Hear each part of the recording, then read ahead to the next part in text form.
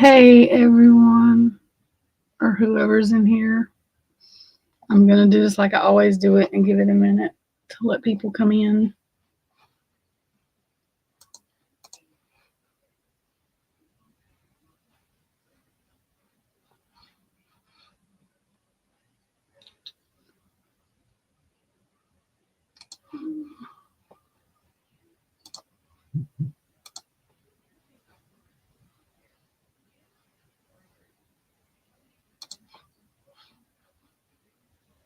This.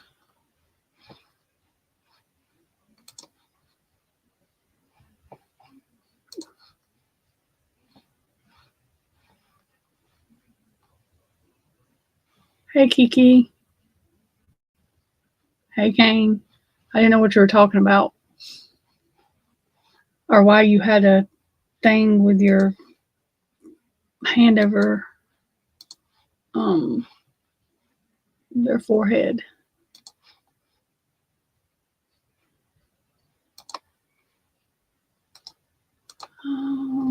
Hang on one second, y'all.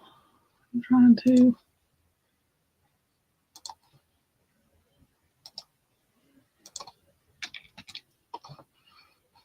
Okay.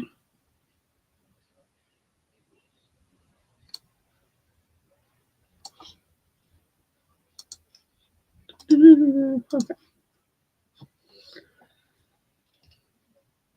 Okay. How's everybody doing? I hope you're doing good. I'm giving this just another minute because I really can't see who's in here.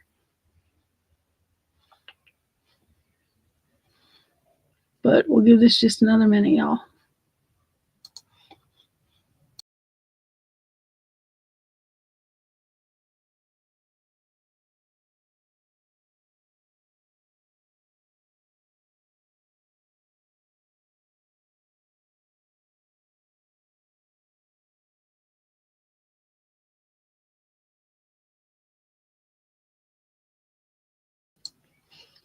Okay, so Kane, what did you want me to talk about yesterday? Something about Lori Vallow.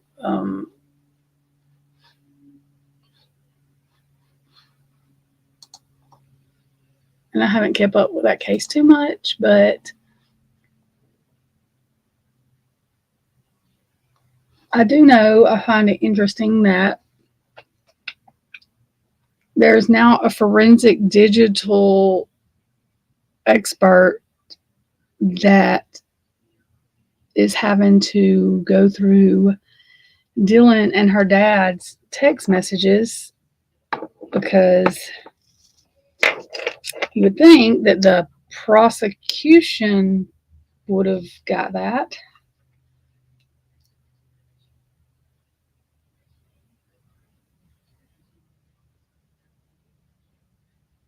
But I guess like the timing records, they either didn't get it, quote unquote, or maybe they really didn't get it because they didn't think it was necessary, but they did think it was necessary to get his phone. I'm confused about that a little bit. I'm not real sure where that's going. But I know that I did do a reading on it a while back. And I got some kind of interference or knowing or just not all the way honest stuff from her dad. So it doesn't shock me. I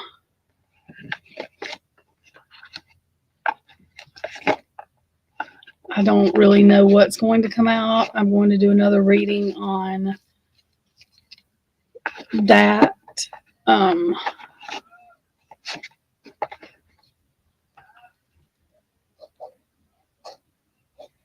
And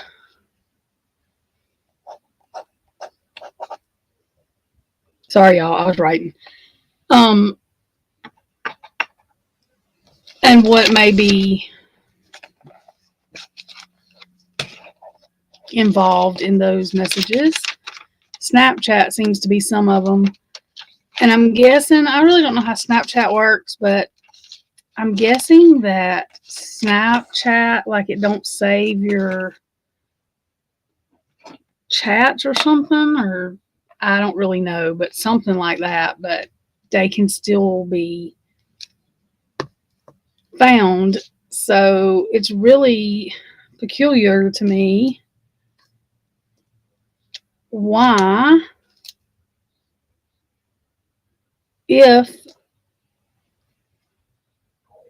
Dylan's dad and them did delete messages, why they would do that, because he's been to jail, prison, whatever before. So he knows that you can't really get rid of messages. So I'm really not sure, unless, well, I'm not even going to go there, but I'm just not sure why you would even try to do that, knowing that a forensic digital person can find it. So,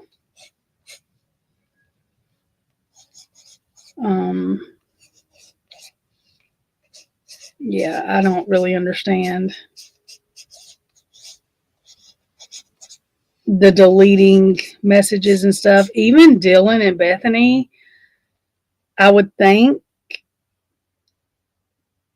would know that you can't delete stuff, but maybe they didn't. I don't know. Or maybe they thought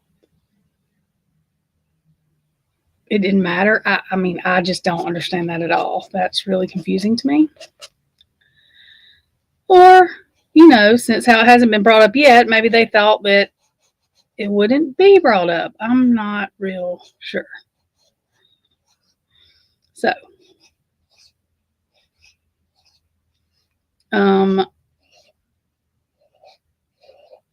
especially with everything going on now, I can't see, which this doesn't mean it's not going to happen, because there's a lot of things I can't see, but I can't see Judge Hippler actually, one, I couldn't see him taking out the alternate suspect thing anyway, because there's other DNA at the crime scene, and he is the one that said that just means there could be other people involved. So it would be kind of ridiculous for him to take that aspect of it out. I do understand that the defense can't just say it's any Tom, Dick, and Harry. I mean, they have to have a lead, a suspect, something. And I'm almost positive they have probably more than one. In this case, most cases, it's usually almost detrimental for them to do this, but I don't really think they're going to be guessing a whole lot. I think that they maybe know who actually did this crime, or at least was a part of it. So, I think that's the only thing that's really come out. I was trying to think.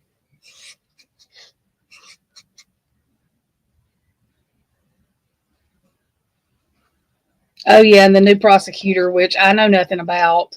All I know is that he was appointed by Biden, I guess, and so when Trump came into office, he was told he had to resign or get fired, but they brought him back, which I don't know how that works. If I'm confused about how all that works, unless he got hired for a different position, I guess. I don't know.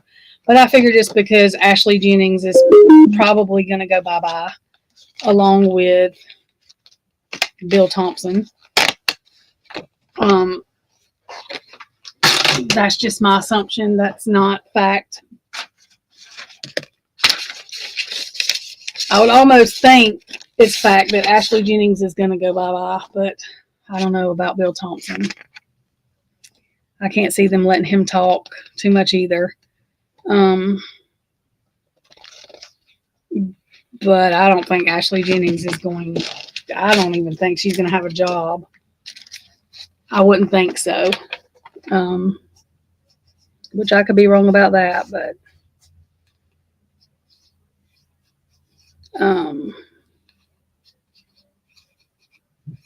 you can't really lie like that and it be okay in any court of law. So, you know. What thumbnail?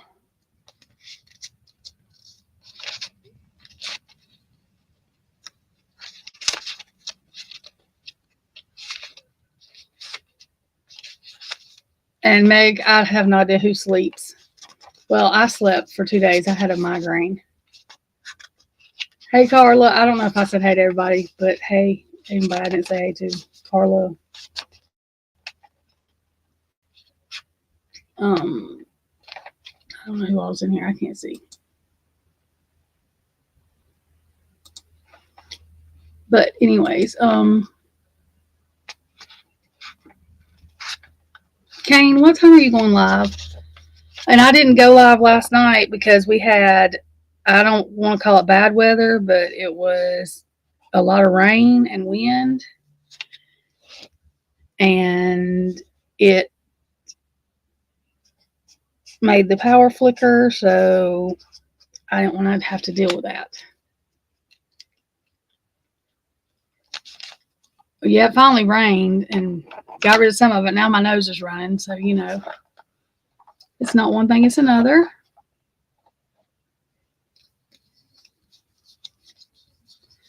I'm excited. I got my new mediumship cards from Ashley. It was a surprise because I didn't even know she'd sent them out yet, so I was excited.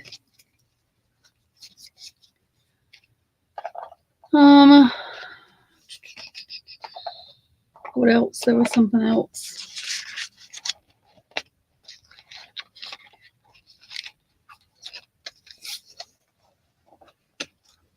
I have no idea what thumbnail Kane is talking about.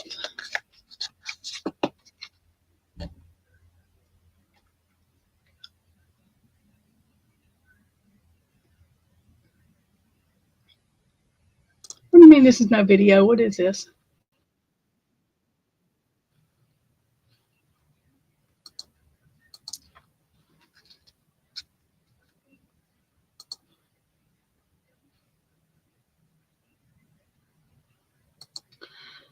Oh, this is the interview with Lori Vallow. Yeah, we'll watch that, Kane. Hang on.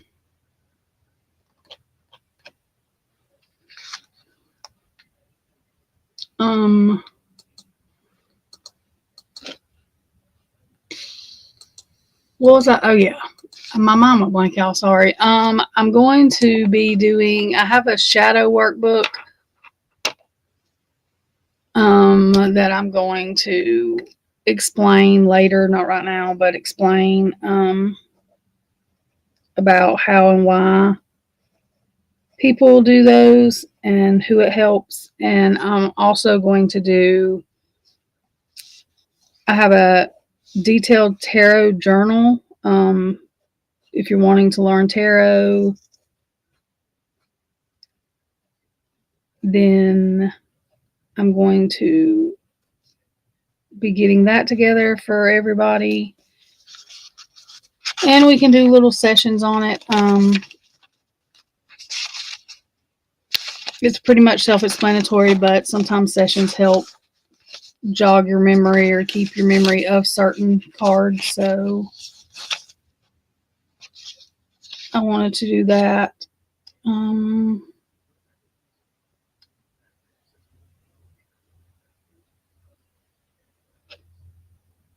Y'all, give me 1 second. I'm just making sure my phone, okay, my work phone ain't ringing.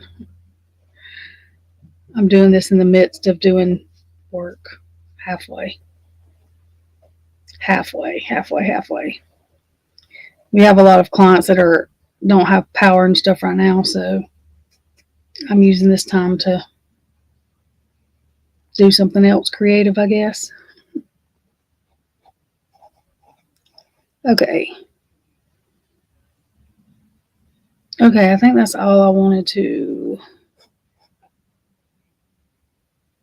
go over. I'm going to be getting, like I said, the other Idaho readings out about Dylan and her dad, and then I'm going to do one about the model, the little dollhouse thing, whatever the hell it is they've made, and to look deeper into that.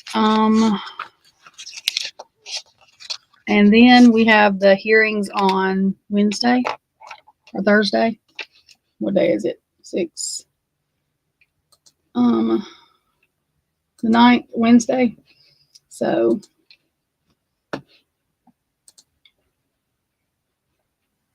I'm not streaming those, but I think Miss Potts is, and Dinky, and there's a couple of other people. So okay, let's watch these things. Kane wanted to watch this Lori Vallow thing, and I did not keep up with this case. You're good, Carla. So I have no idea. Kane just wanted me to do this yesterday, and I couldn't because of the weather, the power flickering. So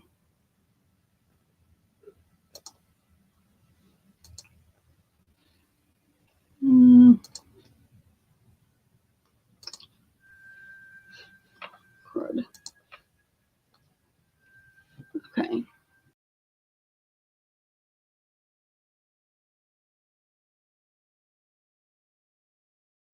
See? Yeah. Can I put this paper on here, or will it be kind of on the? Yep. Totally fine. Is that okay? Yeah. I don't know if you'd be like be on camera. My handwriting's really sloppy. We're rolling. I've been so curious to talk to you for a long time.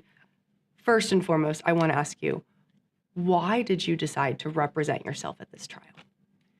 There's lots of reasons.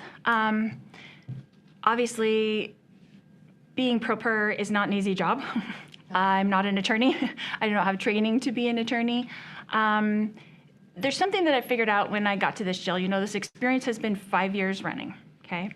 I went through a whole trial, you know, before in my other state, and then I was brought here to Arizona to face some more serious charges. And I came here with the intention of having a speedy trial, right? I wanted to, these charges came first, right? So they're like 5 years old. So I, you know, first talked to the attorneys. I was like, you know, they've had 5 years, you know, the prosecutors to put their case together, and I really want to go to trial. Like, we need to go. So I'm in a Max pod, you know, with the Max women, and they're. Hey, what do you mean don't show the video? Just the audio.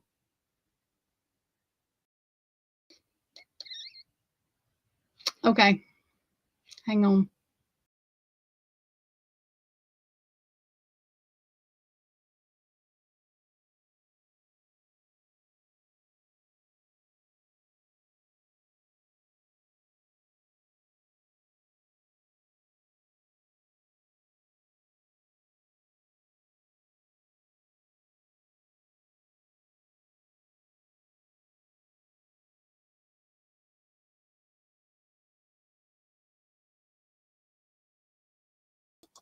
Got you, Kane. Hang on.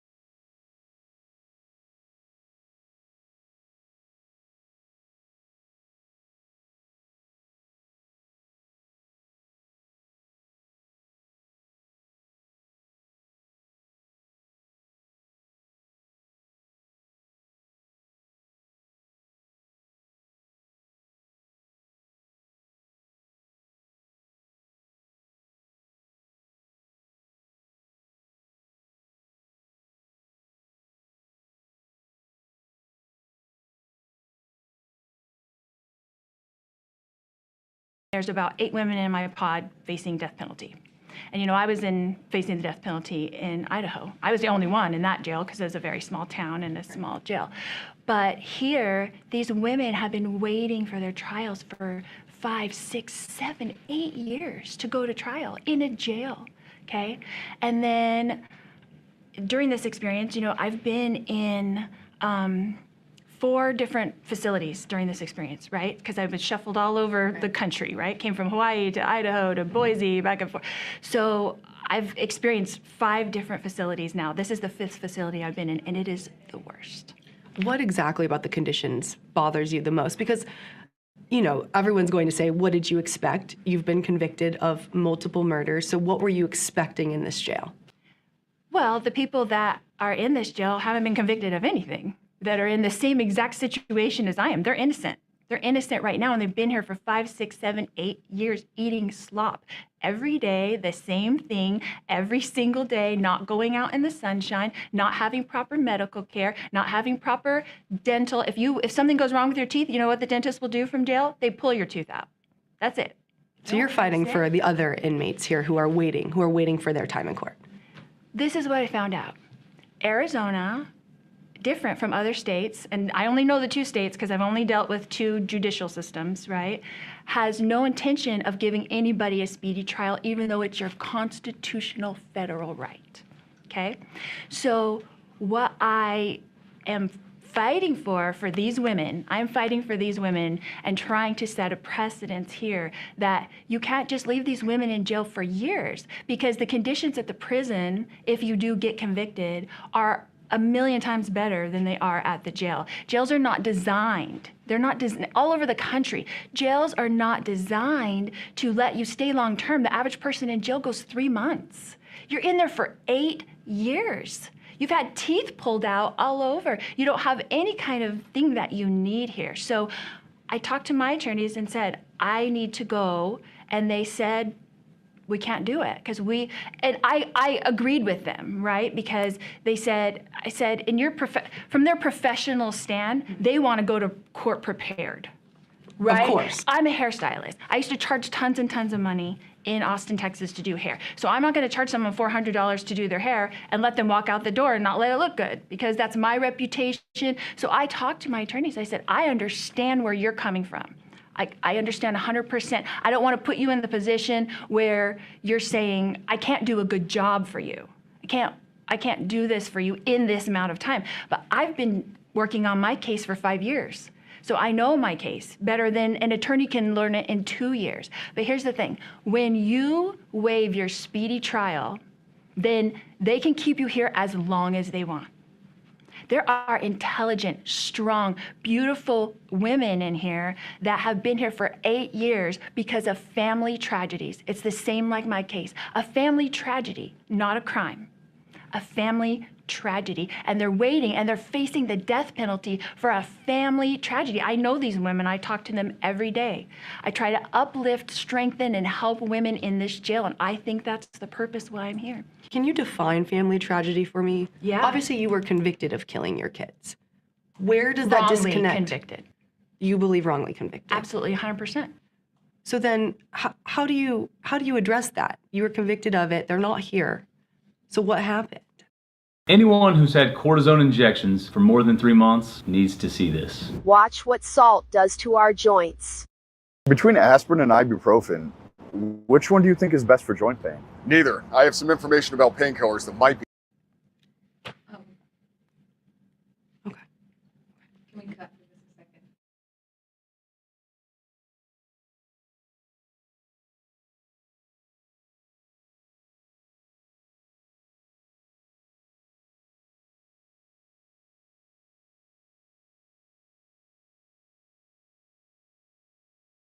To your point, you're not an attorney. Correct. You know your case, but you're not an attorney. Correct. How do you expect this is going to work for you next week and in these months to come, acting as your own lawyer? I have help. I have a wonderful team that I got to hire, which is great. I have my paralegal, that's wonderful. I have my investigator. I have my advisory council that helps me I'm just going to do the best that I can. That's all I can do. I'm trying to help the women here. Like, something that happens in Arizona that didn't happen in Idaho, something that's different, is there they really respect your right to a speedy trial. And so I wouldn't waive my speedy trial, and they finally pushed it to trial. The judge does go over, and for any reason, they can move your speedy trial out, right? But here, the first time you go to court here, if your attorney stands up for you and says, oh, we're going to need more time because you're supposed to go in 4 months, right? You have a certain amount of time and you're supposed to go in 150 days. And if your attorney says that, it automatically waives your right to a speedy trial. So the women that are here and their attorneys say, we're going to help you, we're going to put your case together, we're going to do all this stuff, they didn't know the first time that their speedy trial got waived, because they're like me. I mean, I was 46 years old when I got arrested. I've never been arrested before. I didn't know how the judicial system worked. They're in the same boat. So they didn't actually know at the time that they were waiving their speedy trial right. I've been in the courtroom for some of this, and then I've watched it as well. When you're addressing the judge and the state, you can get a little snappy with them. And I know you're upset with what you feel as witnesses that are being precluded from the trial. What's your biggest complaint? What do you want to see happen? And is that the tone that you want to take throughout this trial? I don't think I'm trying to set a tone. That's not my intention, is to set a tone.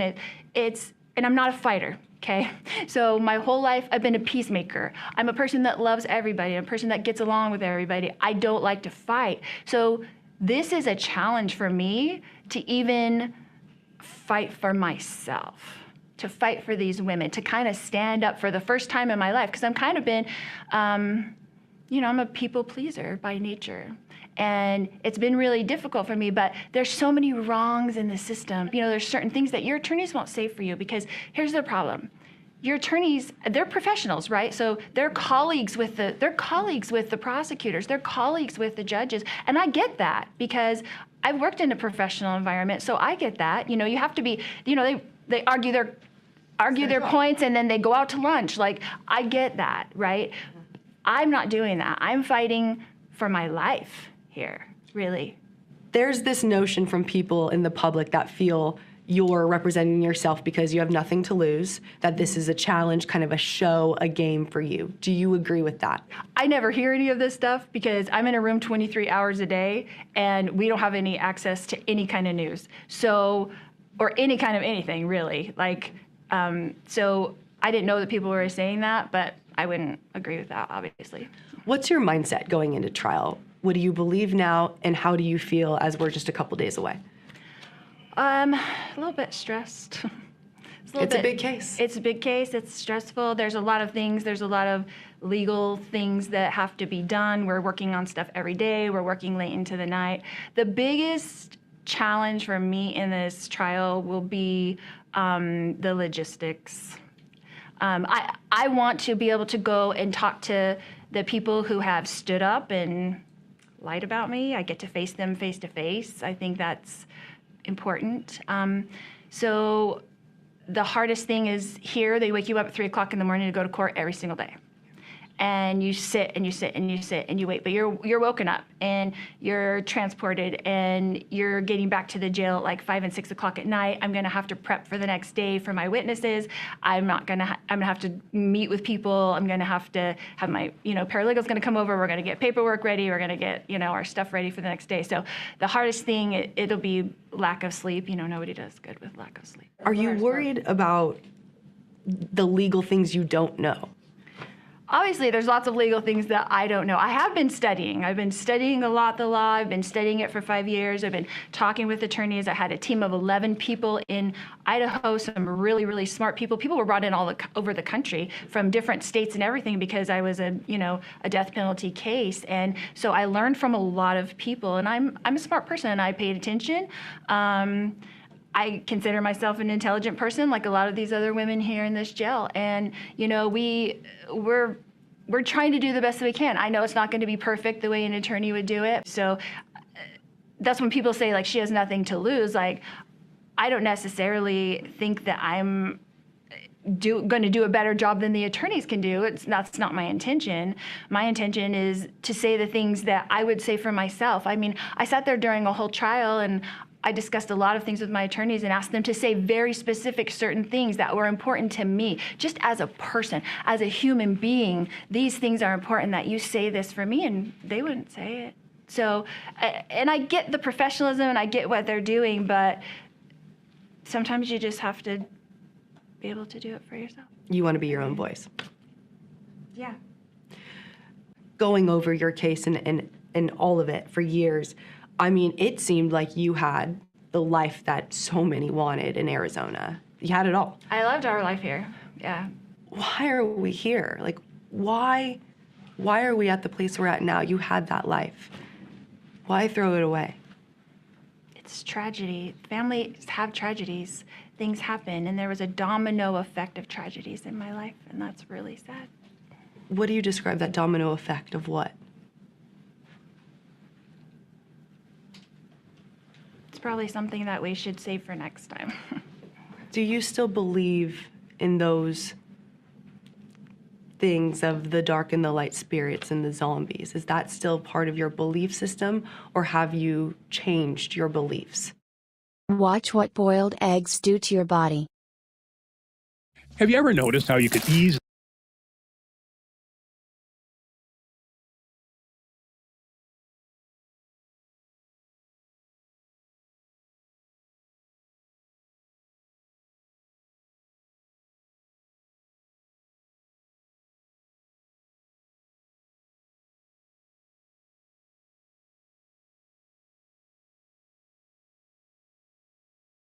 Do you consider you and Chad still together? Sure, of course. And how was that going to work with you? He's on death row and you are in prison for life. How do you continue that relationship, that marriage? In the best way that you can, the only way that you can. What do you think people have wrong about you? Pretty much everything. Like what? Specifically, I don't really know what people think, because I don't have access to the kind of media that you guys are watching all these things. I never get to watch anything. Right. So I hear things from different people. I get text messages from people saying, oh, so-and-so said such and such. And I'm like, okay, I don't have access to what the people know. So I kind of can't clear it up, because kind of don't know what it all is. If you could clear something up right now, what would it be? That I love everybody. That I'm here for a purpose. I think, God put me here in this jail, the worst jail in the country, they say, and I really can't argue it. But when I got here, the girls are like, did you know that you got brought to the worst jail in the country? And I was like, I can't argue that it's not. But he brought me here to help uplift and strengthen these women. And that's what I try to do every day. I'm a certified group fitness instructor, and I worked here at Fitness Works and taught aerobics. And so I teach a workout to the girls every day.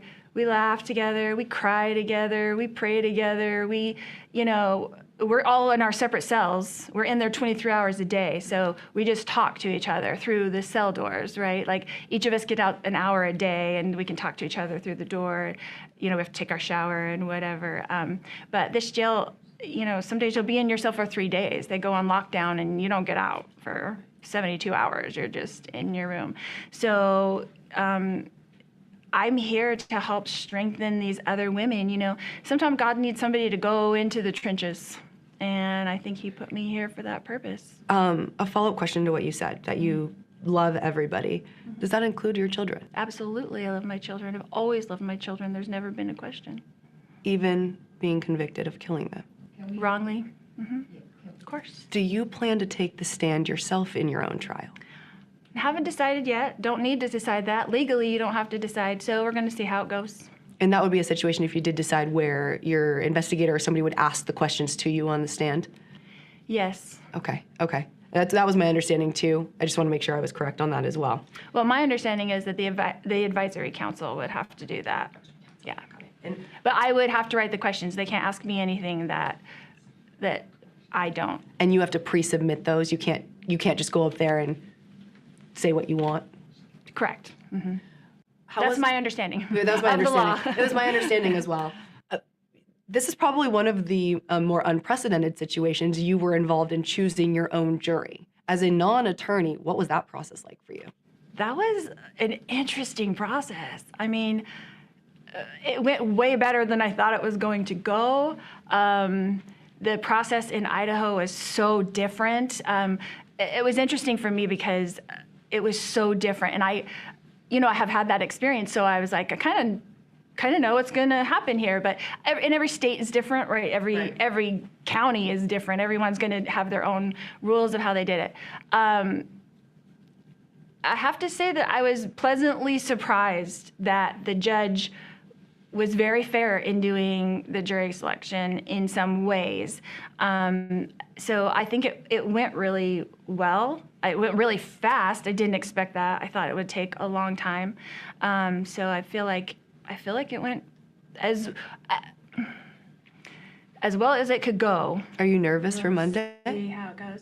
I try not to get nervous about things and go with the flow as much as possible. It's not just Monday. It's like it's every day. It's going to be day after day. So I got to kind of pace myself and just do the best that I can. Do you believe you can convince a jury, this jury, to find you not guilty? I don't think I'm there to convince anybody. I think I'm there to just tell the truth. Wouldn't that be your goal, though, as your defense attorney, to be found not guilty? I think that's a goal. Yeah, that's the goal of everybody. But I'm not trying to convince anybody. I'm defending myself against being wrongfully accused. So, Wrongfully accused of Charles' death as well? absolutely. What do you want the jury to take away from you during this trial? I don't know that they can take anything away. I mean, I don't really have an answer for that. I haven't really thought about it from that perspective. Are you prepared for a life behind bars? Sure. How? What do you do to prepare that to be the rest of your life? My life is mostly over because I'm 51 years old. Some say I'm you've a got a lot of mother years and a ahead. grandmother and all those things. I've had a wonderful life. I did have a wonderful life for, a long time. So it's just a different life, in my faith, we're called on missions to go do things, and I've had this kind of scenario in my mind that I was like, if, my bishop called me in and said, we have this really hard calling for you. It's going to be for the rest of your life. And you're going to go into this prison and where all these women are, and you're going to help and uplift and strengthen women and give them faith and help them carry on and do these things and help them get ready for when they get out of prison. But you're going to be there all the time and you're going to be there for the rest of your life. Will you accept this calling? Would you say yes? Absolutely. So you feel this is kind of a newfound purpose with the situation you're in? Absolutely. What do you want to impress upon people that have followed you and your case for years? Like right now, we've got a few minutes left. I want to know, what should the public know about Lori that they don't know? That I am a Christian person, that I love the Lord and Savior Jesus Christ, and that I'm here on earth to do whatever He needs me to do. I really appreciate your time. Yeah. I will see you in the courtroom on Monday.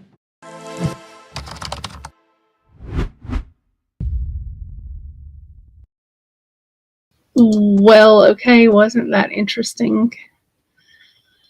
Y'all, I think that lady believes she's innocent. Like, I really believe that the lady's off her rocker. That's all I know to say. I'm not being mean. I'm being dead ass serious. I think she's off her rocker.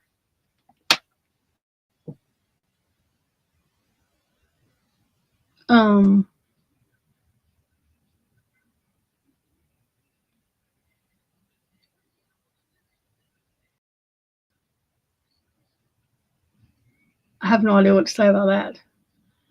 Except I think she's off her rocker.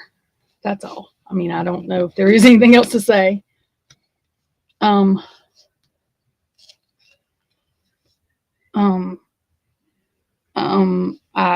yeah, yep. That's all. I don't know what else to say. We're all, innocent till proven guilty, but I mean, they're just, well, yep. Lori Vallow, is that how you say her last name? Vallow? That cult mom in Idaho, that zombies and something and whatever, and that I'm sitting here stuttering over my words now.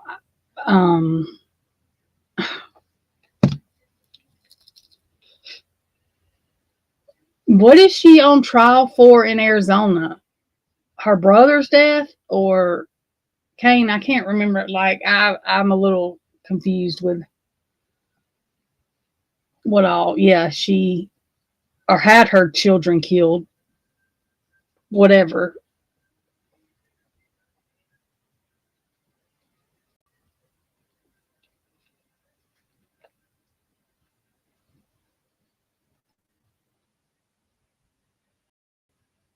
Her brother shot her husband. Okay, so what is she on trial? Oh, Lord have mercy. Didn't he shoot her kids too?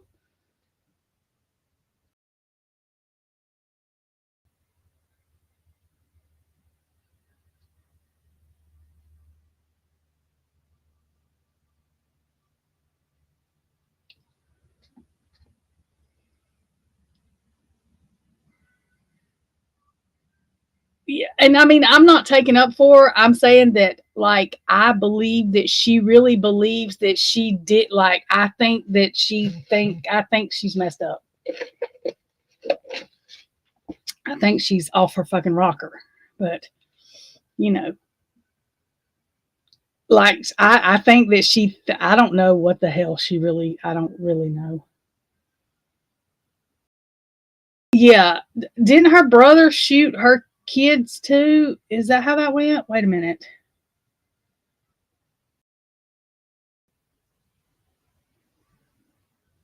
Wait a minute.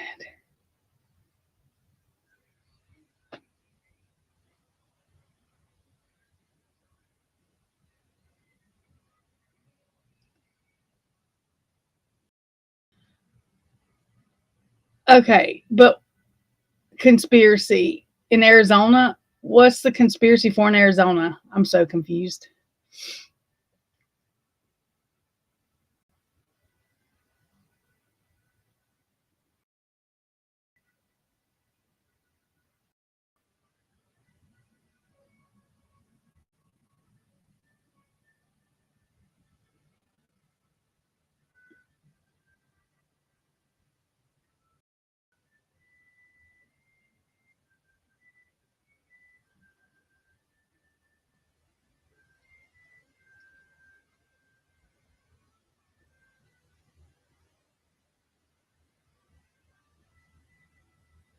Okay, who is Alex?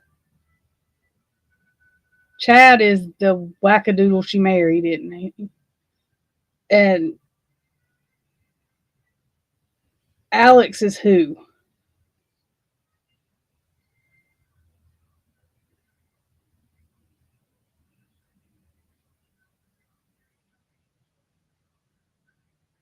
Oh, okay, yeah, that's right. I remember that, Meg. Alex is her brother. Okay.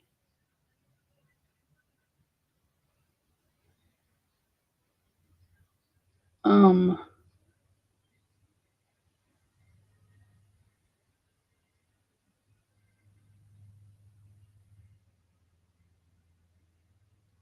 Okay. And didn't Alex unalive himself?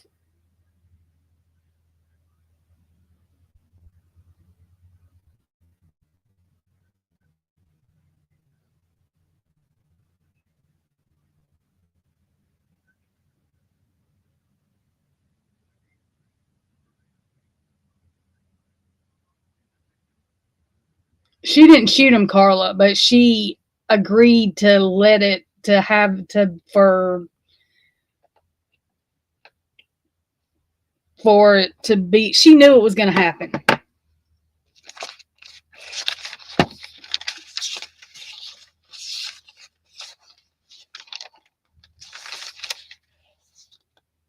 But didn't her brother shoot himself or take himself out or some shit like that?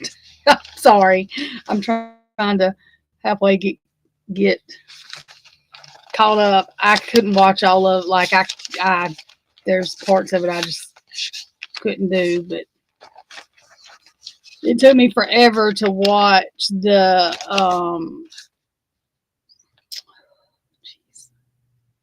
Chris Watts stuff. Like, I could not. I still can't. There's some I can't.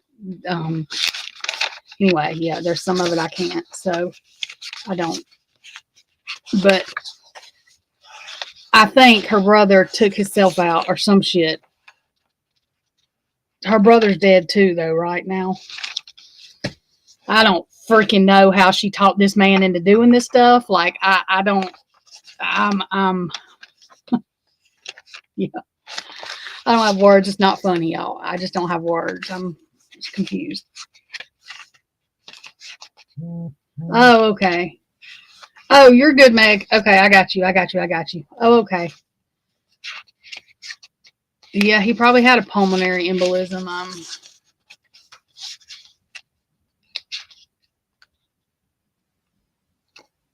Yeah, I think she is too.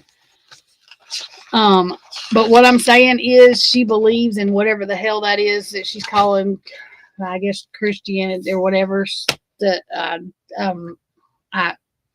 girl.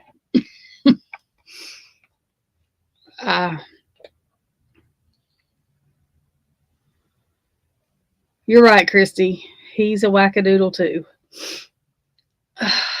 Yep, that's the truth. Straight up. I don't even know what else to say about that except that.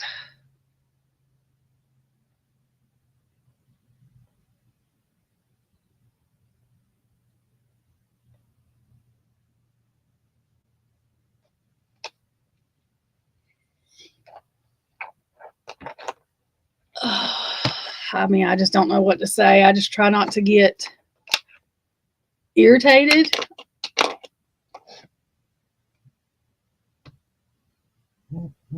I mean,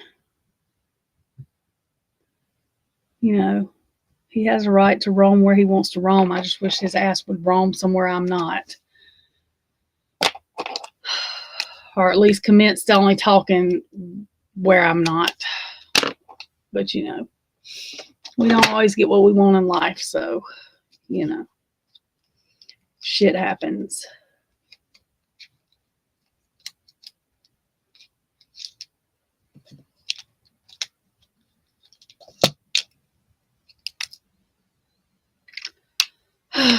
Shit happens. My nose is running now.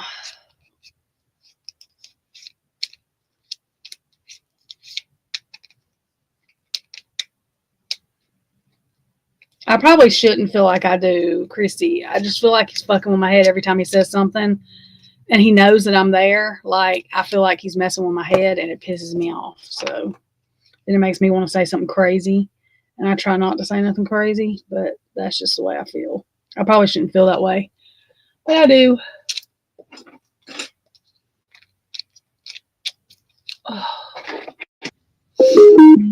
Especially since he made absolutely no fucking sense beforehand.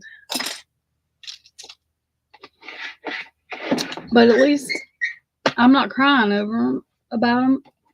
I just get mad. My blood pressure just gets real high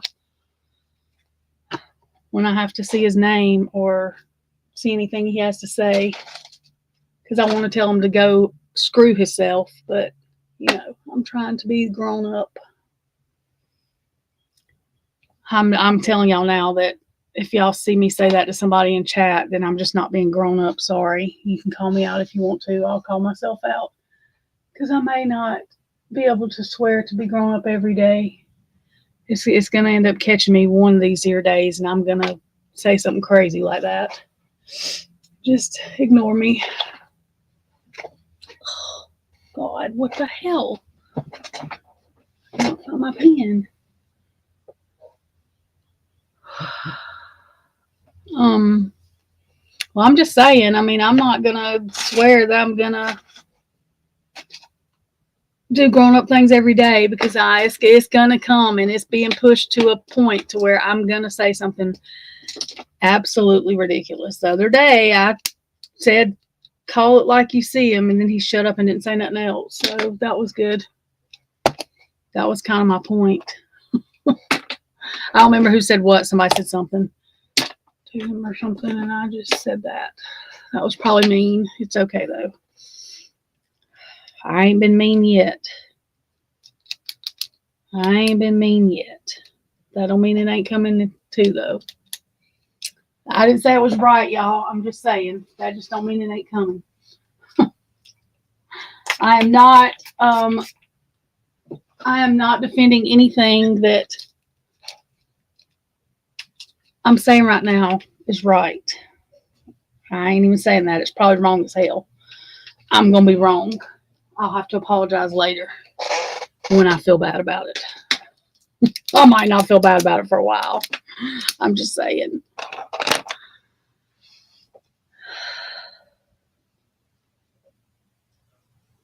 Yes, we want to talk about Idaho 4. We won't talk about anything except what the fuck I'm talking about, because I don't want to talk about what I'm talking about. I don't want to think about what I'm thinking about. Wait a minute.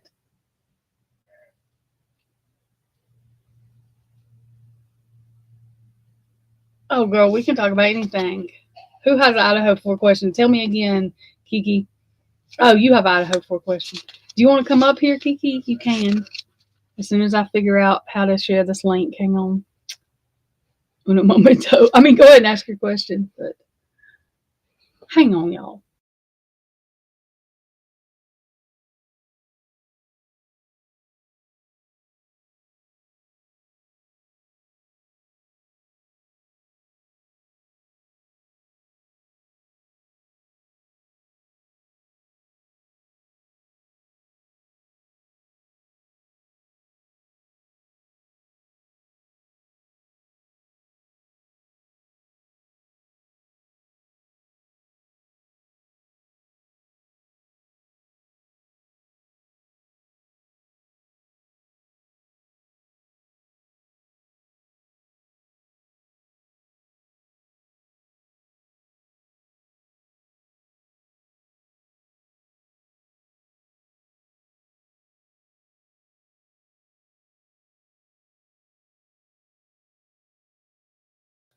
Okay, that's the link.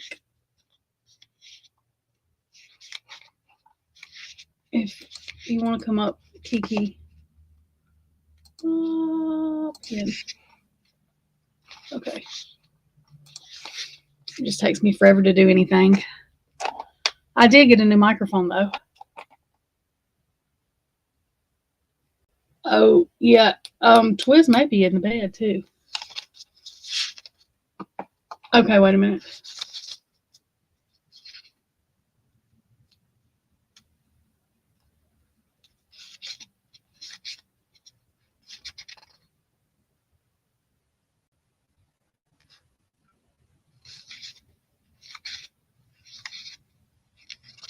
Yeah, I thought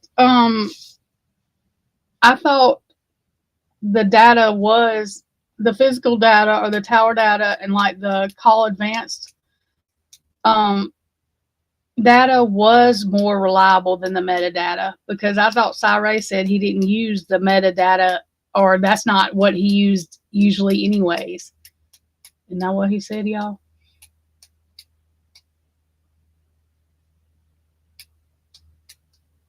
That's why it was so important to get those time in advance records, because it shows the handoff, not just the pings or whatever. It actually shows the handoff, like that the car don't stop. You know how they said that the car stopped and he was in their driveway, or he was whatever. Cyray saying it basically, and Ann Taylor saying that Cyray saying it did not. The car did not ever stop. Like it, the handoffs is showing that it went from tower to tower to tower. So the car was moving with the phone, or the phone was moving. The damn car that the phone was in was moving anyway, whatever car that is, whether it's his or whatever, but they've married him to the car and the phone, and so they can't change it. But yeah, because the metadata I thought was just like application data. Like the metadata is like where Facebook picks up or Instagram and all that kind of stuff. And I could be wrong with that, but that's what I thought that was the app data. And the time in advance records that's why I said that's one of the drive time and the time in advance records are the most important things you can get.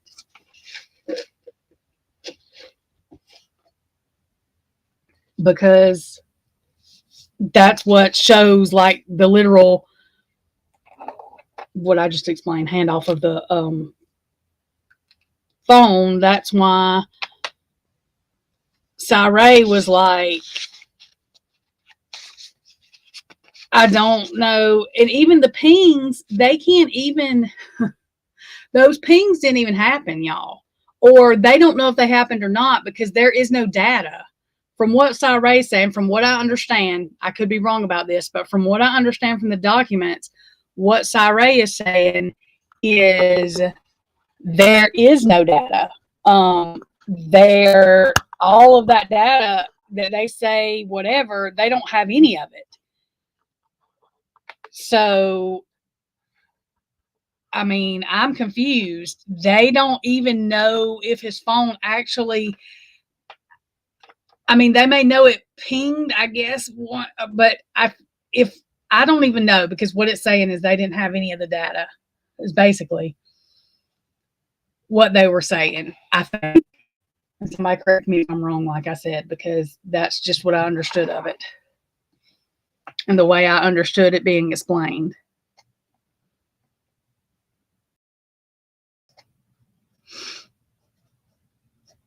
Y'all, I'm sorry. I know I'm sniffing. My nose is about to, and it's like running, but it's not running like where I can blow it. It's driving me crazy.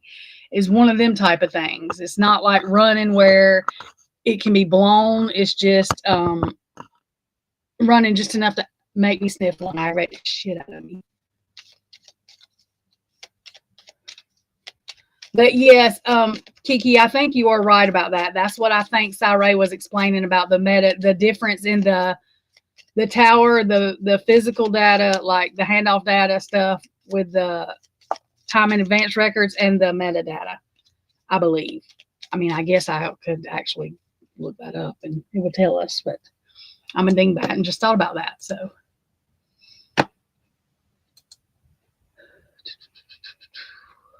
Hang on 1 second, y'all. And I wish, I'm not sure where Cyree's talking about it. I know there's somewhere where he talks about it. Metadata, different.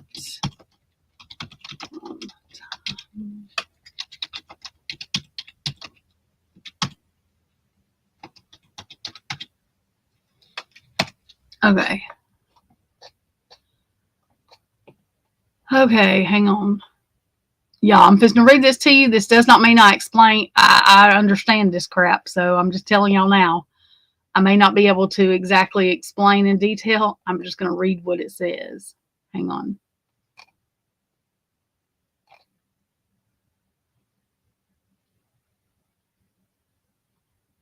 Okay, so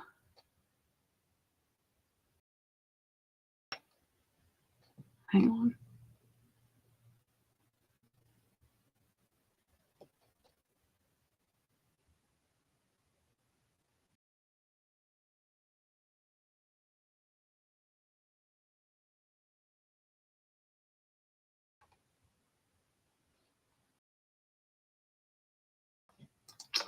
Let's do it this way. What is timing advance? Perimeter used in cellular networks. Timing advance, TA, is a perimeter used in cellular networks, specifically in the context of GSM, Global System for Mobile Communication. And it derivates, I might be saying that wrong, okay, like 2G and 3G. It is used to adjust the timing of signal transmission from mobile device so that signals from different devices arrive at the base station with the correct timing, preventing interference. In GSM, TA value corresponds to the length of time a signal takes to reach a base station from a mobile phone.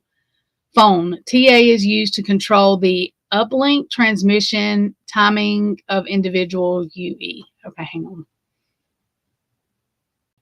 So, hang on.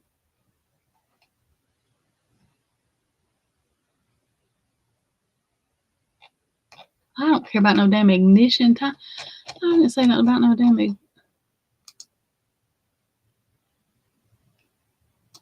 Let me put cell phones in onto things. Hang on.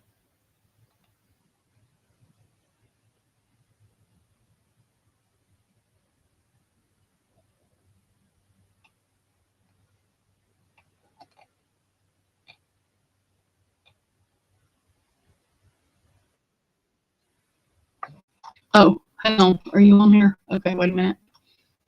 There you are. Hey, how's it going? Can you hear me okay? Okay, say something and let me make sure that you're.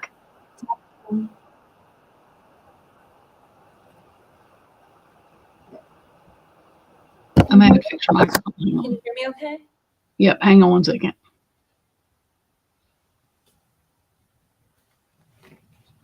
I mean, not your microphone. The stupid speaker that I cannot hear out of. Hang on 1 second.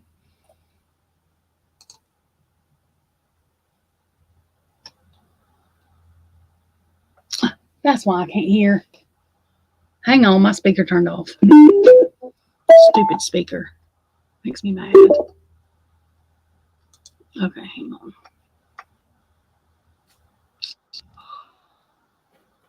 on. So Now I can hear you. Good. You can hear me? Okay, go ahead. Yes, I can hear you now. So, like, when you started talking about Cyray, I just wanted to come up here because I have been doing a lot of research on Cyray all morning because I'm trying to get to the bottom of a few things when it comes to what Cyray has been quoted as saying regarding, like, the case with, I believe his name is Judge Alvarez or something like that. Anyway, the case where Cyray, where a lot of people bring up controversy with Cyray. So I was trying to do my homework on that, which led me to Socialite Crime Club. So I've been watching Cy and Gary's videos all morning, and I actually do know what they do go over a lot of this in detail and really explain it in a way that anyone can understand. But I don't know. Do you want me to stop? I don't know if you want me to keep going. No, yeah, go ahead. Go ahead. Go ahead. Because all right. So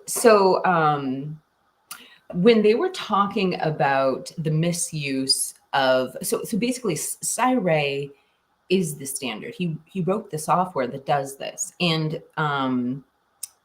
one of the questions someone in the live stream asked is, can you train someone and then have them get better than you? That was the question. And the answer was extremely interesting because Carrie and Cy both answered it the same way. And they go, well, look, we've created this software. So that's what makes it easy. Like, the software is easy to use. Anyone can learn to use it. Probably, like they said, about 3 hours. But it's a 40-hour course. And they talk about the problem is the work product. And you have to be able to not only make the work product, but it has to be able to be replicated by your peers. So just like when we hear about like a study someone does for like medicine, these are my words, not Cy and Carrie's. So just like when you hear about like somebody in the medical field who does a study, it has to be able to be peer reviewed. You know what I mean? Like, it has to be, number one, when, like, I used to work in a hospital, okay? And when we talked about different studies and whatnot, the doctors within my office would always be like, okay, which peer-reviewed study? Like, they would not listen to a study unless it was peer-reviewed. So that meant like it was printed in a medical journal. It was able to be replicated by their peers and reviewed. And that's what Cy and Carrie kind of, it sounds like, are teaching in this course, because in 3 hours you can learn to use the software, but it's not only the work product, but you have to also be able to withstand the scrutiny on the stand. You have to be able to break down what that product is, and that is the use of this software in its entirety. So I'll stop right there and see if you have any questions. Then if you want, I'll talk a second about the metadata and the physical data, which is really Oh, yeah, talk about, yes, because you're doing a lot better than me, because I was having to go to Google and I know what I'm trying to say, but it wasn't coming out. But what you're saying is explaining it. And yes, that is even in insurance, y'all, they do peer reviews for Medicare. The doctors for Medicare have the United Healthcare, whoever does the carries the insurance, because they have different independent insurance companies now carrying it. But what people don't understand is we have to go exactly by Medicare, what they allow. If they will pay for it, we can pay for it. If not, then we United Healthcare, used to, I don't know what they're doing now, but we had different stuff to where we helped them pay for it, but usually we would get Medicare to pay for it. That was our ultimate goal. But when the doctors do approvals for different things, they use peer review. So peer review is used throughout insurance companies, throughout medical, Kiki said, at the hospital and everything. I know that it's used every day in insurance and filing, and because we have to have actual doctors that work for United Healthcare for approvals for different things that has to be done with the insurance. So peer review is very important. It also holds people accountable. And also, in the case where it's like Brett Payne, neither him nor Mallory can explain the data. And that's why, because they have no idea. Okay, go ahead, Kiki. Okay. No, really, really well said. I'm glad you're touching base on peer review, because it boils down to everything. We can't just accept people's word in a bubble in life. You have got to, nothing is magic. You have to be able to show your work. And I think that plays a role, when we've seen DNA samples that have been thrown out in the past. It's because, maybe you can produce this result, but can you give the DNA to another person, have them also produce this result? And I think that's kind of my argument with IgG as well.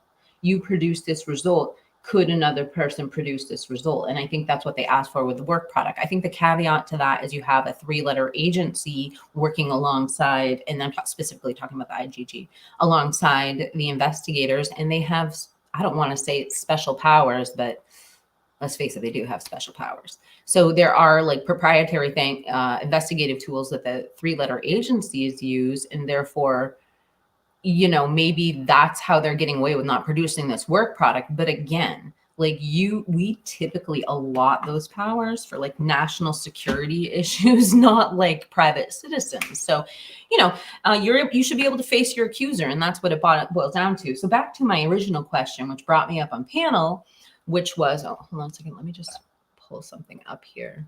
I'm trying to get to possibly the soundbite. I don't know how much time I have up here, but you have as much time as you want, girl. Do what you're doing. It's good. Okay. All right. All right. So let me get to the point. So the reason I came up here was I asked the question in the chat, and I think it's a really interesting question, which is, what is more reliable? Because, okay, so let me back up a second.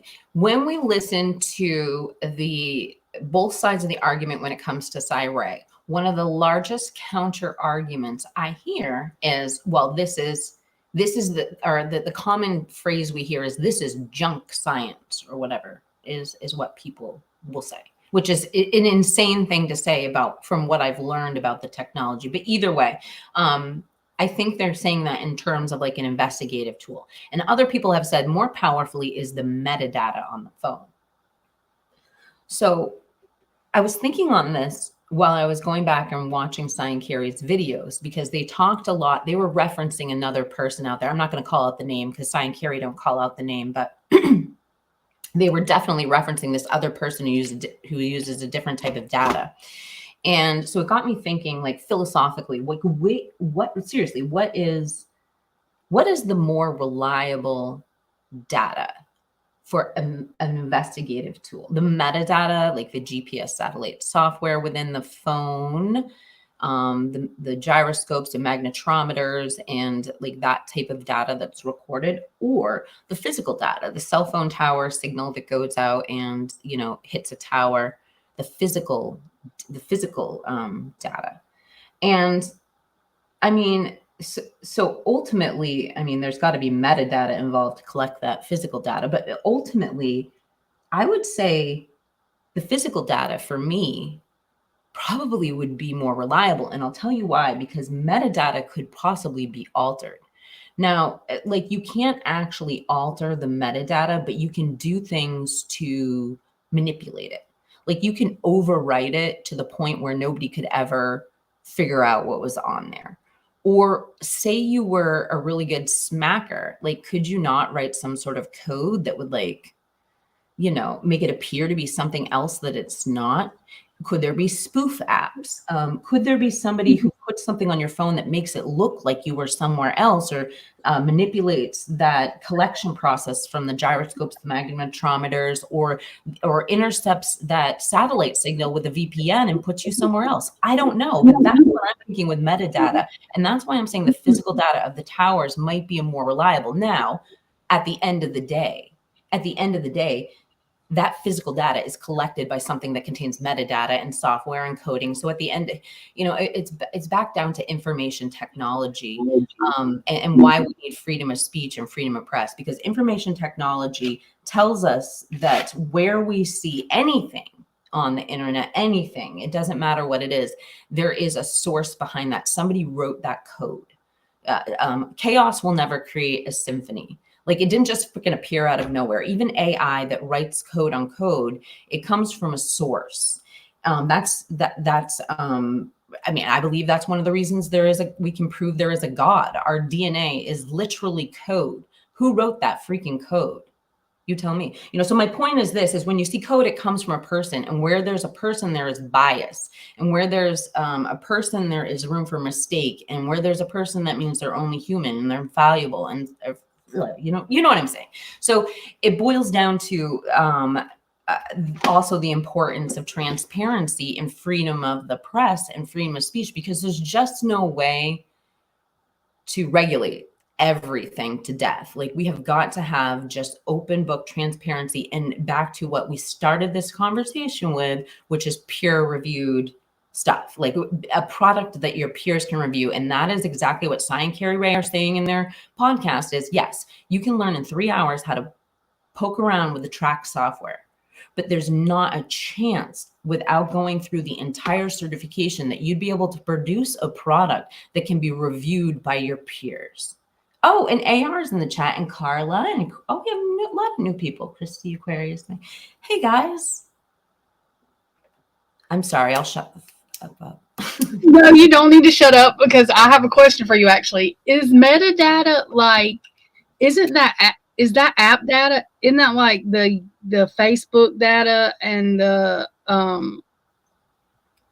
Instagram and other app data? That's awesome question. So at its basic level, the best way to explain it is, you know, when you take a photograph on your phone and you can kind of swipe up and see the size of the photo, where it was taken, the date it was taken, the time stamp, it actually tells your precise GPS location on that phone when you take it. That is a form of metadata. It's the data about the data, right?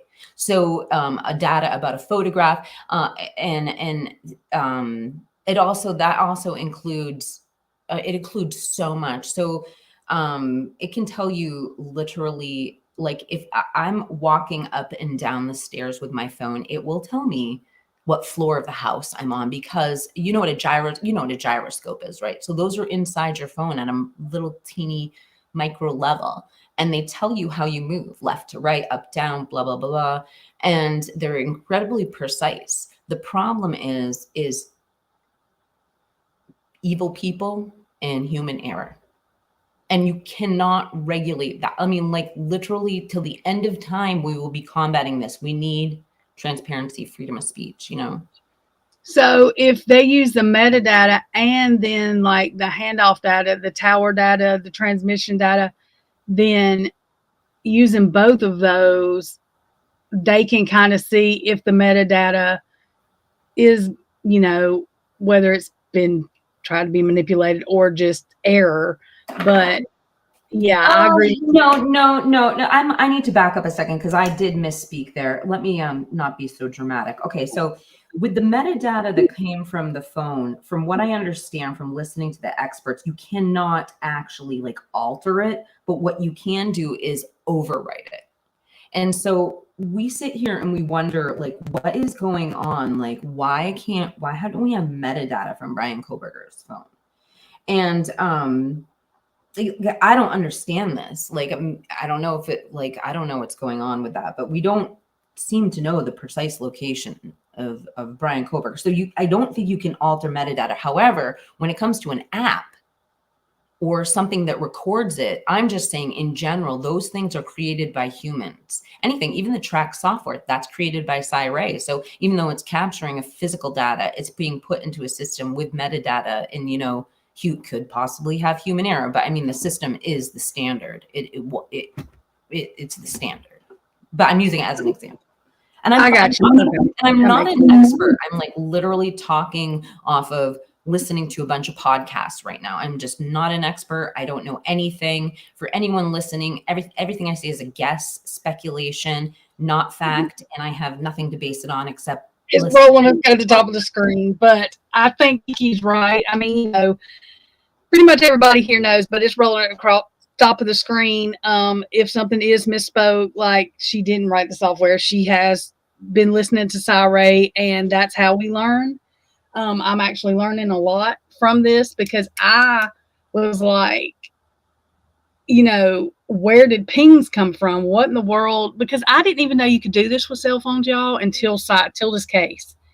Until Cyray come about, I had no flipping idea that you could get this like advanced with tracking the cell phone, the handoff data, and my thing was going to be like, okay, Cyray, I love Cyray, but I still have questions because I'm just me. Now, how do you know he was with his phone? Which technically I'm telling y'all now that don't matter because they have married the man to his phone and that damn car. So it don't even matter anymore. But the way they do that is he explained it on the last case that I watched, that case that I played on here, where they look at what people do every day pretty much, you know what I mean? Like Bryan driving at night, just the same repeated things. And that's how that's about physical proof or camera proof that they're with their phone. But in this case, he don't even have to go there. He probably will, but he don't have to go there because they have married Bryan to this damn phone, the timeline, and the car. So, that car, I'm telling you, I think that car's been a red herring, and it's been a pain in my ass since it started. I've never went down the road of the car because they put too much emphasis on it. And when the wheels were not really on the damn road on that one picture, I was over it because I thought they had lost their damn mind. But anyway, and also I think the car that's coming into the camera picture, which I'm not going to talk a long time about this car, I think that may be the damn fake DoorDash that I really don't think is real. I think they did it, but I don't think they were alive when they did it. I don't think Xana was alive whenever that damn DoorDash got there. That's all. I was trigger warning. I should say that in the beginning, but it's not even on her account. They don't even have the right time she was on TikTok. I do not understand where their timeline's coming from, and I really want to understand what the hell Dylan and her father would be erasing, and why her dad even advised her to erase something off her phone. He's been to prison before. He knows you can't erase stuff off phones. Why would you have your daughter erase something off a phone? Like, why would you ever do that? Why? And I want to know, did he just hand his phone over to law enforcement really easy? And why has law enforcement not said anything about this? Because Ann had to, and I'm sorry, Kiki, you can go back to the data too in a second. I just got off on this tangent for a second. Why in the hell is the defense having to hire somebody to come in? And this man is one of the experts, kind of like Cy Ray, like you can look his background. He does this stuff, digging into stuff erased off phones. Ann Taylor should not really have to do this, because why is the defense hiding whatever the hell they deleted off the phone? The prosecution would need to have dug into that to find out what the hell they erased on that phone. You have a father and a daughter erasing messages. My mother and my father would never have me erase a message, nor would they have just sat and talked to me during the night with this shit going on. And like, they would have called 911. They would have come there, something. It's just really weird to me. And it honestly makes me sick to my stomach. Very sick to my stomach. Because this is why I give Dylan the benefit of the doubt. Because if her dad had something to do with this, that is her who's supposed to take care of her. I know she's grown technically. It does not matter. That's who's supposed to, like, this is getting, it's making me want to throw up, because like, I'm starting to feel like Dylan was put in an almost impossible position in about 3 different ways. And that's making me sick and very, like, feel like I'm going to pass out, because I mean, I don't know why he would ever put his daughter in that position, but now his interview makes a lot more sense. This crazy stuff he was saying makes a little bit more sense now. And I don't even know I'm scared to know. I'm scared to death to know what the hell has been erased off that phone. Like, I literally want to throw up. Okay, now I'm done with my rant, Kiki. Well, I have a couple questions. What do you mean the crazy stuff he says? I have some responses. I'm just not sure what you mean. Well, I don't want to say crazy, but the interview he did where he was like swearing Dylan was like hiding out, gaming, was not going in public, and then the next week JLR shows pictures of her partying with her fraternity, which is fine. I'm just saying, he just made a big deal about her staying secluded and not hanging out with anybody and not doing nothing. And I mean, he went over and beyond to make it like she probably was being bullied online or whatever. But I'm saying, though, he made it seem like she couldn't even go outside to go to the store or anything without being bullied. And then the next week, we find out she's in college, been back in college and partying, because her friend's mom, I guess from the sorority, whatever, posted a picture of her partying, and then somebody made a comment about the night of the crimes, and that woman said that Dylan said that she does not know because she was too messed up, and they freaked out, and the woman ended up having to take it down because I think Dylan freaked out about it, her saying that, and the woman took it down. I don't know if y'all remember JLR. We can probably still find the video. Last year it was. Right, it was the week after Brent Mortensen literally did that interview with Vanity Fair, or whoever he did that interview with.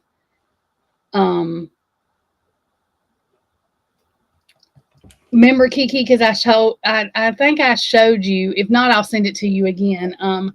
But he was like going on and on about how Dylan literally was isolating herself and was doing some kind of spiritual therapy or spiritual whatever healing, but was not hanging out with anybody and was gaming online to heal, and literally was like not leaving the house. But that wasn't the case. The next week comes out this picture and then all that. So just some of the things he said in that interview was,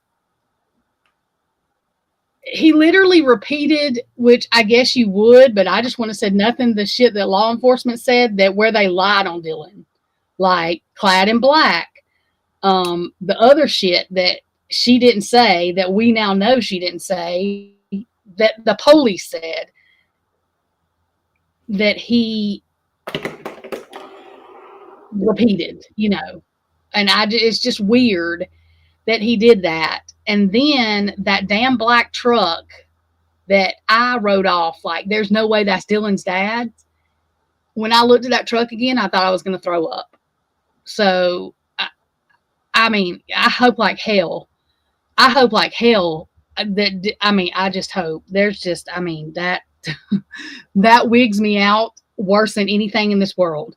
To think about that right there flips me all the way out. That would probably throw me over the edge because, like, that's weird. I don't know. I'm not saying the man had anything to do. I'm just saying that black truck. If you look at the black truck, it's just weird, y'all. It's just real weird.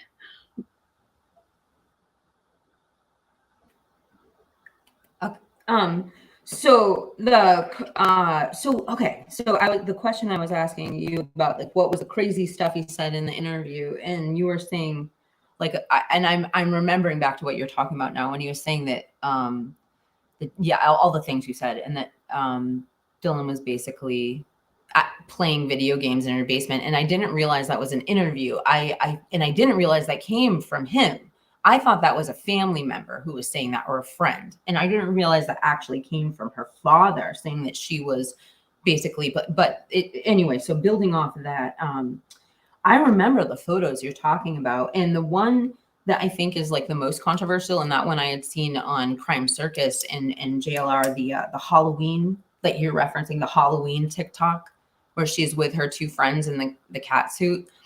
The other photos I saw, to be honest, like, they're a different story to me, like, especially the ones with her with the backdrop. They're all with her in the backdrop, because I'm perfectly aware. I even showed one of those pictures to my nephew, and he's like, oh, it's her big sister event. Because if you're part of a sorority, in order to stay part of the sorority, you have requirements. And she was a big sister, and those are big sister events. And they're not, so they're in costume. So those photos I understood, but the Halloween pic, yeah, I mean, of course, she's a young girl and people are going to criticize her for that, especially when her father just came out and said that she wasn't, going out and partying. The other stuff I can see, because it's like a requirement and she has to do it in order to stay in her sorority. But I also, I guess if you have like a mental health thing, you could get a pass. I don't know. I'm not going to go into that judgment, but yeah, I mean, when you have that kind of publicity with that Halloween TikTok, I don't see how, if they're going to bring up that she was traumatized, I'm sure Ann Taylor could, you know what I mean? The defense could probably, I don't know. Will we see that in court? I don't know. But back to the deleted text messages, I've been thinking about this a lot too. So wasn't her father, he has a criminal record, right? Dylan's father. Yeah. Yeah. So Yeah. he probably doesn't trust Ellie, right? You would imagine. I mean, I'm sure he doesn't, but like telling your daughter to delete something, like, he should know that even if he's going to delete something, like, he should never have advised her to do it. Maybe he didn't, but I'm just saying, why else would you delete it if it's not something that you didn't want somebody to see? You know what I mean? Like, I can everything's think not of deleted. one thing. I can think of one thing. But If you were got to do with drugs or something, I guess, Yeah, I that or like pertaining to the, like, if they were, or if it is like they say they is, and they woke up and they didn't call 911 immediately, and and somebody stumbled onto something that indicated there was a crime scene, like blood. Can you imagine? No, her father might have said, you could be in trouble for this. Because what is all of our reaction when we hear about the freaking 8-hour time delay? You know what I mean? But you would think that he would have just explained that to them, and the state may not have been transparent with the defense. You know what I mean? Or the defense, because the state should have actually went through and got whatever was deleted and handed it over to the defense anyway. But apparently, I would think they haven't, because it would be stupid for Ann Taylor to do this unless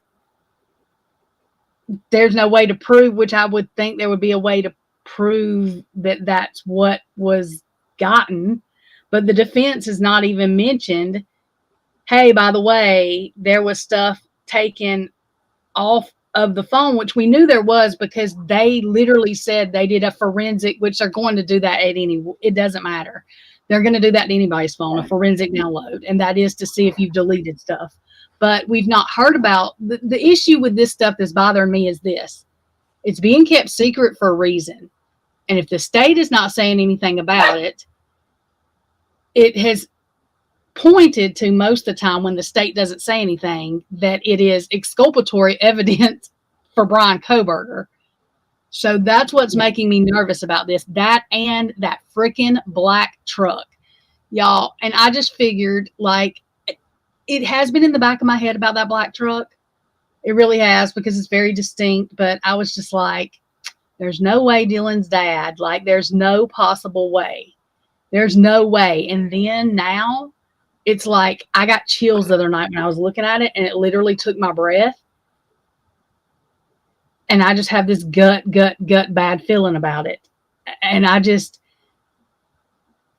to me, that is like the most irresponsible, like, even if he went there that night without calling 911 and then went back home, even if he didn't have anything to do with it, even if anything, like, what are you doing? You know what I mean? Like, just because your brother's a prosecutor or whatever. And I really think this is the other things that's making me think that this is why some of the stuff happened, because Dylan does have, and even Steve G said she's got good protection. He said they both did, but Dylan's uncle is a prosecutor. So, and I think her stepmom is a lawyer or something, or her mom or whatever. I don't know. One of them. But it's making me real nervous. Yeah, if that were true, I would be so like, but like, it's like, where would your concern be for other people's children? You know, but I don't know if that's the case. And yeah. I don't know if that's the case. Yeah, I don't know if that's his truck or not. I'm not saying it is. I'm just saying that I didn't put a whole lot of emphasis into it when everybody was talking about it until the other day, and it dawned on me, holy shit, he's got a black truck. I looked at his black truck, and then I watched the truck go by, and I literally, like, I had almost threw up. And it's just those gut feelings that you get. And please let me be wrong. Like I've said before, I want to be wrong. I want to be wrong. But yeah, the only thing I do know for sure, Chrissy, is her uncle is a prosecutor. I do know that because I deep dug that. But like, that truck just freaked me out. And so, and that's alleged. I don't know whose truck that is. I cannot tell. I cannot see whose picture. You can't see who's in the damn truck. So it's just like the Bryan Kohberger car. You cannot tell. I don't know if we'll ever be able to tell. I'm just saying that my gut instinct, the hair on my arm stood up, and it took my breath, and I wanted to throw up because it just freaked me out.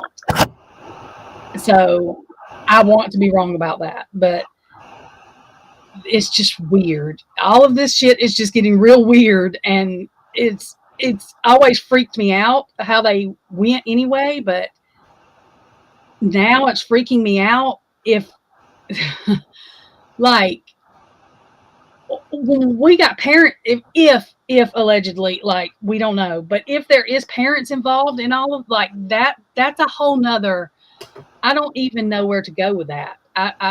It makes me stutter over my words like I'm doing now. So I'm going to let Kiki talk, but that's how I felt for like 3 days.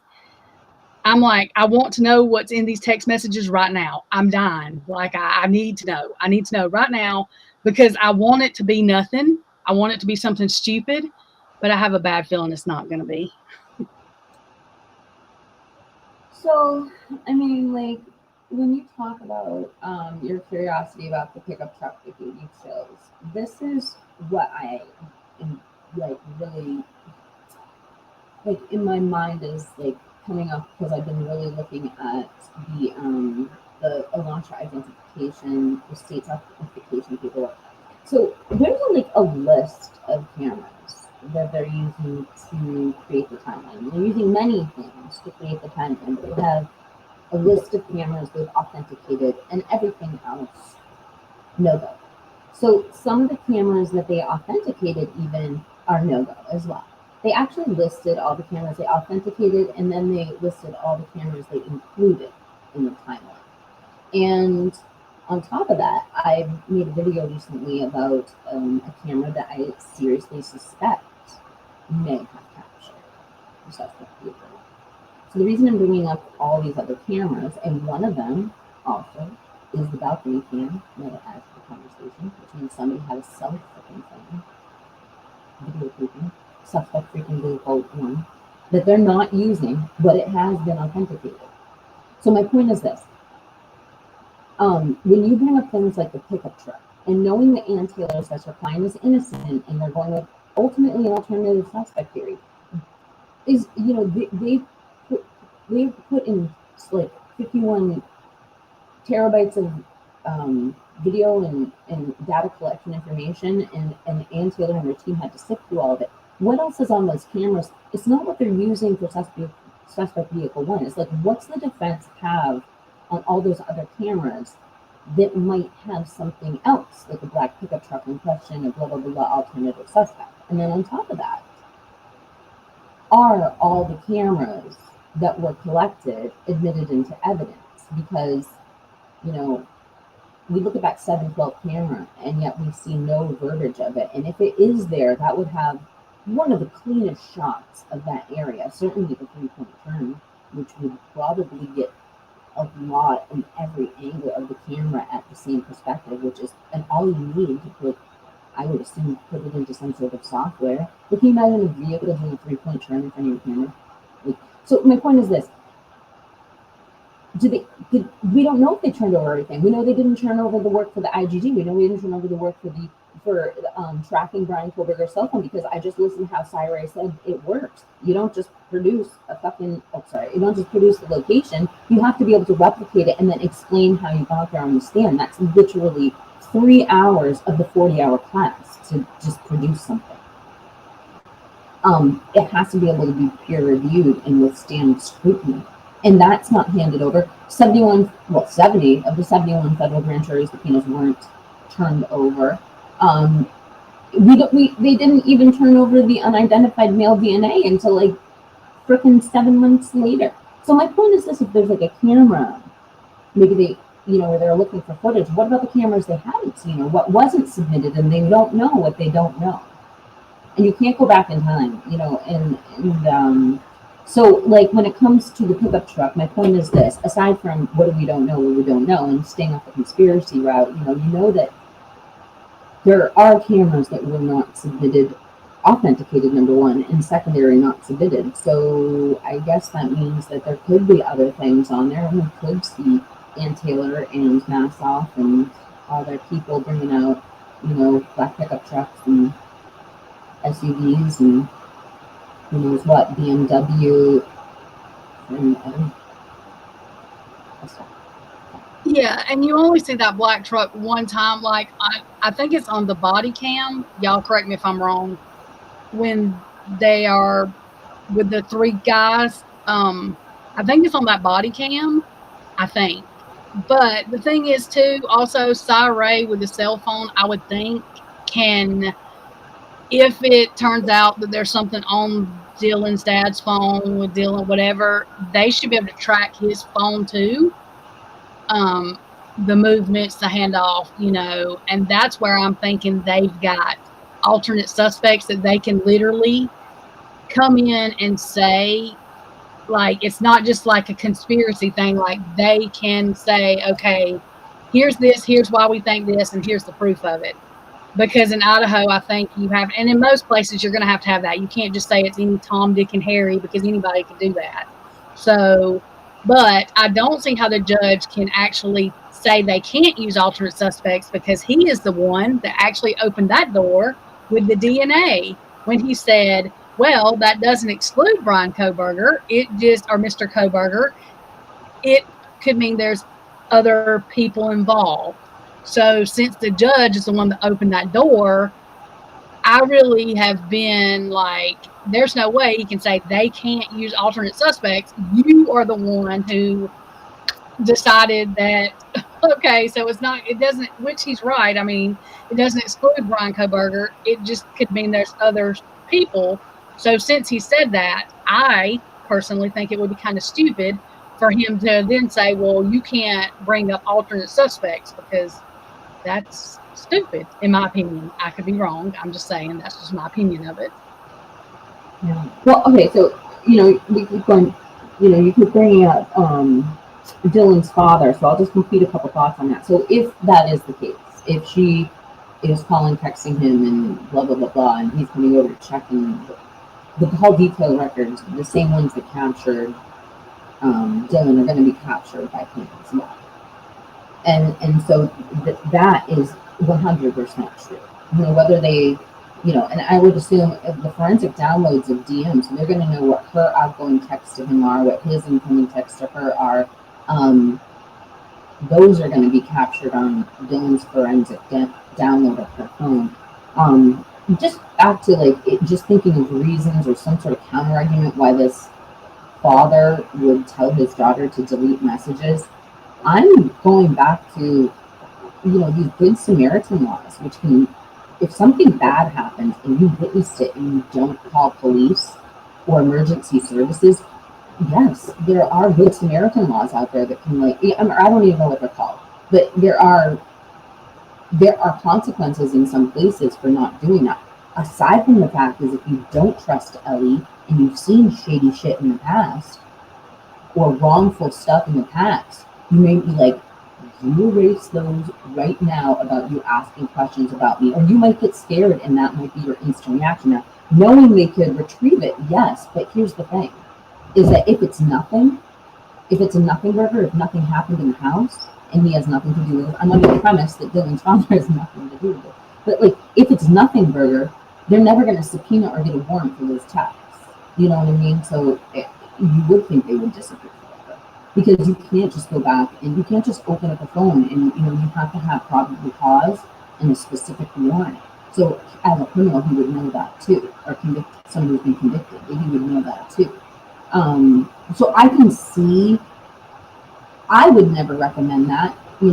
I would want, but somebody who is what you described to me, who has possibly been in the line of fire before of police, now whether that was on the up and up or interpreted as shady, who knows? But I know if you've been convicted, you might not always think the police are, I don't know. But and then back to okay, you asked a question earlier that we never got to, and it was when we were talking about Cyray, and we kind of got off the subject. And your question was about Brian Koberger being in possession of his phone. Do you remember what you were saying? Well, how does Cy even know? Yes, yeah. Because I was saying that the way I found out that he stated that he usually does that because somebody else asked this question on the last trial he was on. He was testifying and they asked him this question. And he said that the way he does it is by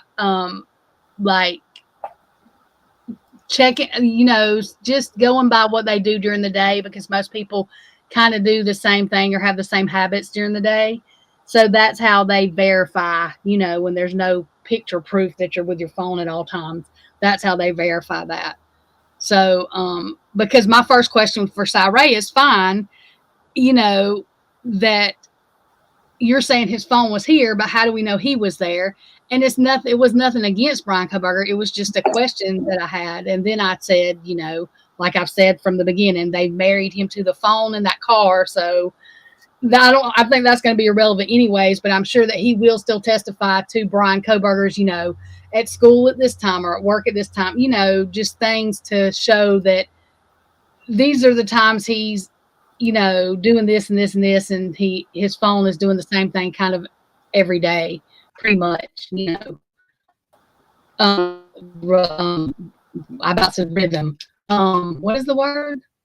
Schedule, just what you do during the day, because pretty much you do the same thing. I mean, not the exact same thing, but you do the same thing or go the same places pretty much every day. Most people do. Okay. Well, all right. So here's my like nothing understanding of everything. So the state has married the cell phone to Brian Koberger 100 in that car. Yes, they did 100%. This entire case has married Brian Koberger to his phone, and whether he was with his phone or not with his phone, that's another debate. So he likely has enough apps on his phone that there are multiple things capturing his metadata aside from the phone itself, which has the equipment built into it to bounce off what it collects from its satellite signals to get precise location, elevation, like movement, even velocity, like how fast you are moving. And aside from the fact that you can't fake that. So like let's just do a hypothetical here. Let's say Brian Koberger, or not Brian Koberger. Let me make this very blank. Let's say a perpetrator wants to pretend he was somewhere else with his cell phone by leaving it somewhere. Let's use the example of putting a playlist on YouTube and going and committing a crime, okay? Why that wouldn't work? Number one, well, there for two reasons. Number one, if the phone is stagnant, that's 100% recorded. It's recorded by all of your apps. It's recorded by the phone itself. It's recorded by your call detail records. And so if the phone's not moving, it's very, very obvious. Even if it's not moving just like a couple feet, like if it's staying stagnant, that's something that is well known. Now, even to take that a step further, let's say some bad person wants to pretend they were somewhere else and they take their cell phone when they're at the time of a crime and they give it to their friend and like his girlfriend, and tells his girlfriend to go. This is all hypothetical, you guys. So he gives his phone to his girlfriend to go to the mall while he goes and commits a crime. Okay. Technically, and very simply speaking, a company like Google could, for example, could take a look at the metadata of his girlfriend holding that phone and 100% know it is not him. Because unique to all of us is the signature we have when we're interacting with our phone. So like Google actually sells, allegedly, companies allegedly sell this information, and it's also tracked in cookies. And so hypothetically speaking, you could walk into a cell phone store, pick up a cell phone, and they're like, oh, it's Trisha from Echoes of Clarity, because you, Trisha, have your own special way you hold and interact with your phone. And so, yes, that signature is as unique to you, actually more unique to you than your own fingerprint.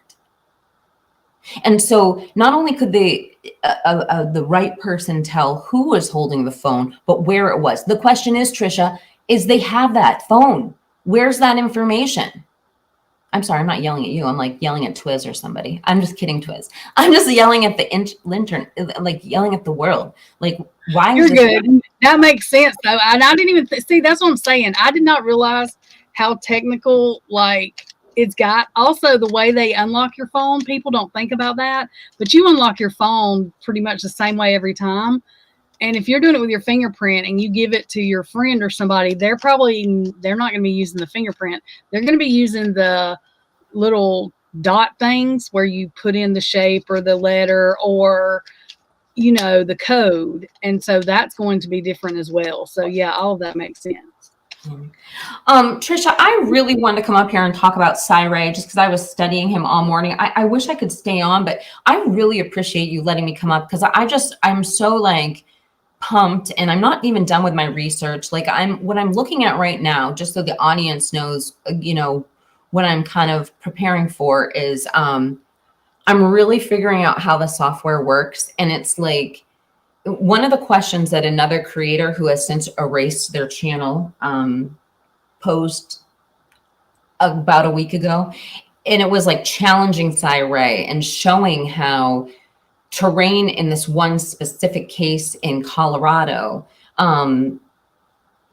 would be affected by elevation, and and vegetation, and like, I mean, it's not as accurate as you would think. And so I've been watching this episode, and I'm not finished, and it explains how the cell phone signals interact with like a desert train, how places like where you are in. It's well-known knowledge where you are, right? I can say anyway, where you live down south, where there aren't a lot of mountains. Alabama, yeah. We have pine trees, and that affects it. There you go. Yeah, and that's what Cy Ray was saying, is he was using like Louisiana and Alabama and stuff. He's like, they have these huge trees, and so you'll see these massive, massive cell phone towers, and they're really tall. But you know what? They don't reach more than like 3 miles. And when you hear these people saying like, oh, a cell phone signal, you know, like the accuracy of these cell phone towers, is what I'm saying, is like, they don't go very far. I don't know what I'm saying. I'm not 100% clear on it, because he also talks about rural cell phone towers that can range like up to 60 miles. And the reason he knows they go up to 60 miles is because the FCC regulates the cell phones, and like they regulate like how strong the signal can be, and he knows it can go up to 60 miles. So there are ways to track the phone, but there are things that affect it. And that's what I'm trying to learn about, because he's giving examples of like how the signal interacts with the ocean. The signal interacts in places like Arizona, places like down south with large vegetation, and places in suburban and like urban areas, which are probably the easiest way to track a phone is an urban area, because every 3 miles you've got a new cell phone tower. It doesn't mean that any cell phone tower is more powerful than another. It means that like when they pass off that signal or something like that. And Twiz, I'm sorry if I'm talking like that. If you listen to what he says too, there's a couple of times that where the places he's went, it's taken him a while to track the cell phone or get the, you know, even with the time in advance, but the handoffs, because of the vegetation or whatever was going on, fog or anything. And that's what he was saying. He's learned over the years, but like he said, he learns still every day. So, I do think a lot of that is one reason he's traveled. I think he likes what he does too, and enjoys it. And I enjoy that he's honest about it. So, you know, and he's helping people. But, you know, it's taken him, like that one woman that her husband, boyfriend, whatever, buried her out in the middle of nowhere. It took them just a little bit to find her. And he finally did it, but I'm saying like he's had to learn. There's been things that he's had to learn, you know, how to do. And so that's why I think he's a good teacher, and I think he will always be involved even though he sold the company, because he constantly is still learning about this stuff. He didn't just sell the company and then stop doing this. He sold the company, but he's still doing this. And he's not doing it for clout or for money. I mean, he sold that company. He's probably got enough money to last the rest of his life and his kids' life, honestly, all 4 of them. But he is doing it to help teach people, and because he feels like this is his calling and his wife's calling. And that is why I get mad at people that just, oh, Brett Payne is a god, but Cy Ray's a piece of shit. I'm like, have y'all lost your freaking mind? Do y'all know how stupid you sound? I'm just saying, no offense. It's fine if you like Brett Payne. I don't personally have a problem with him. I'm just saying, if you can say you think Brett Payne is honest or whatever, believable, but you can't find Cy Ray believable, then you have not done anything except know about his name through this case. You have not done any research on him or anything else. Because even that one case, that's one case out of all of these cases that he's done where a judge like did that to him.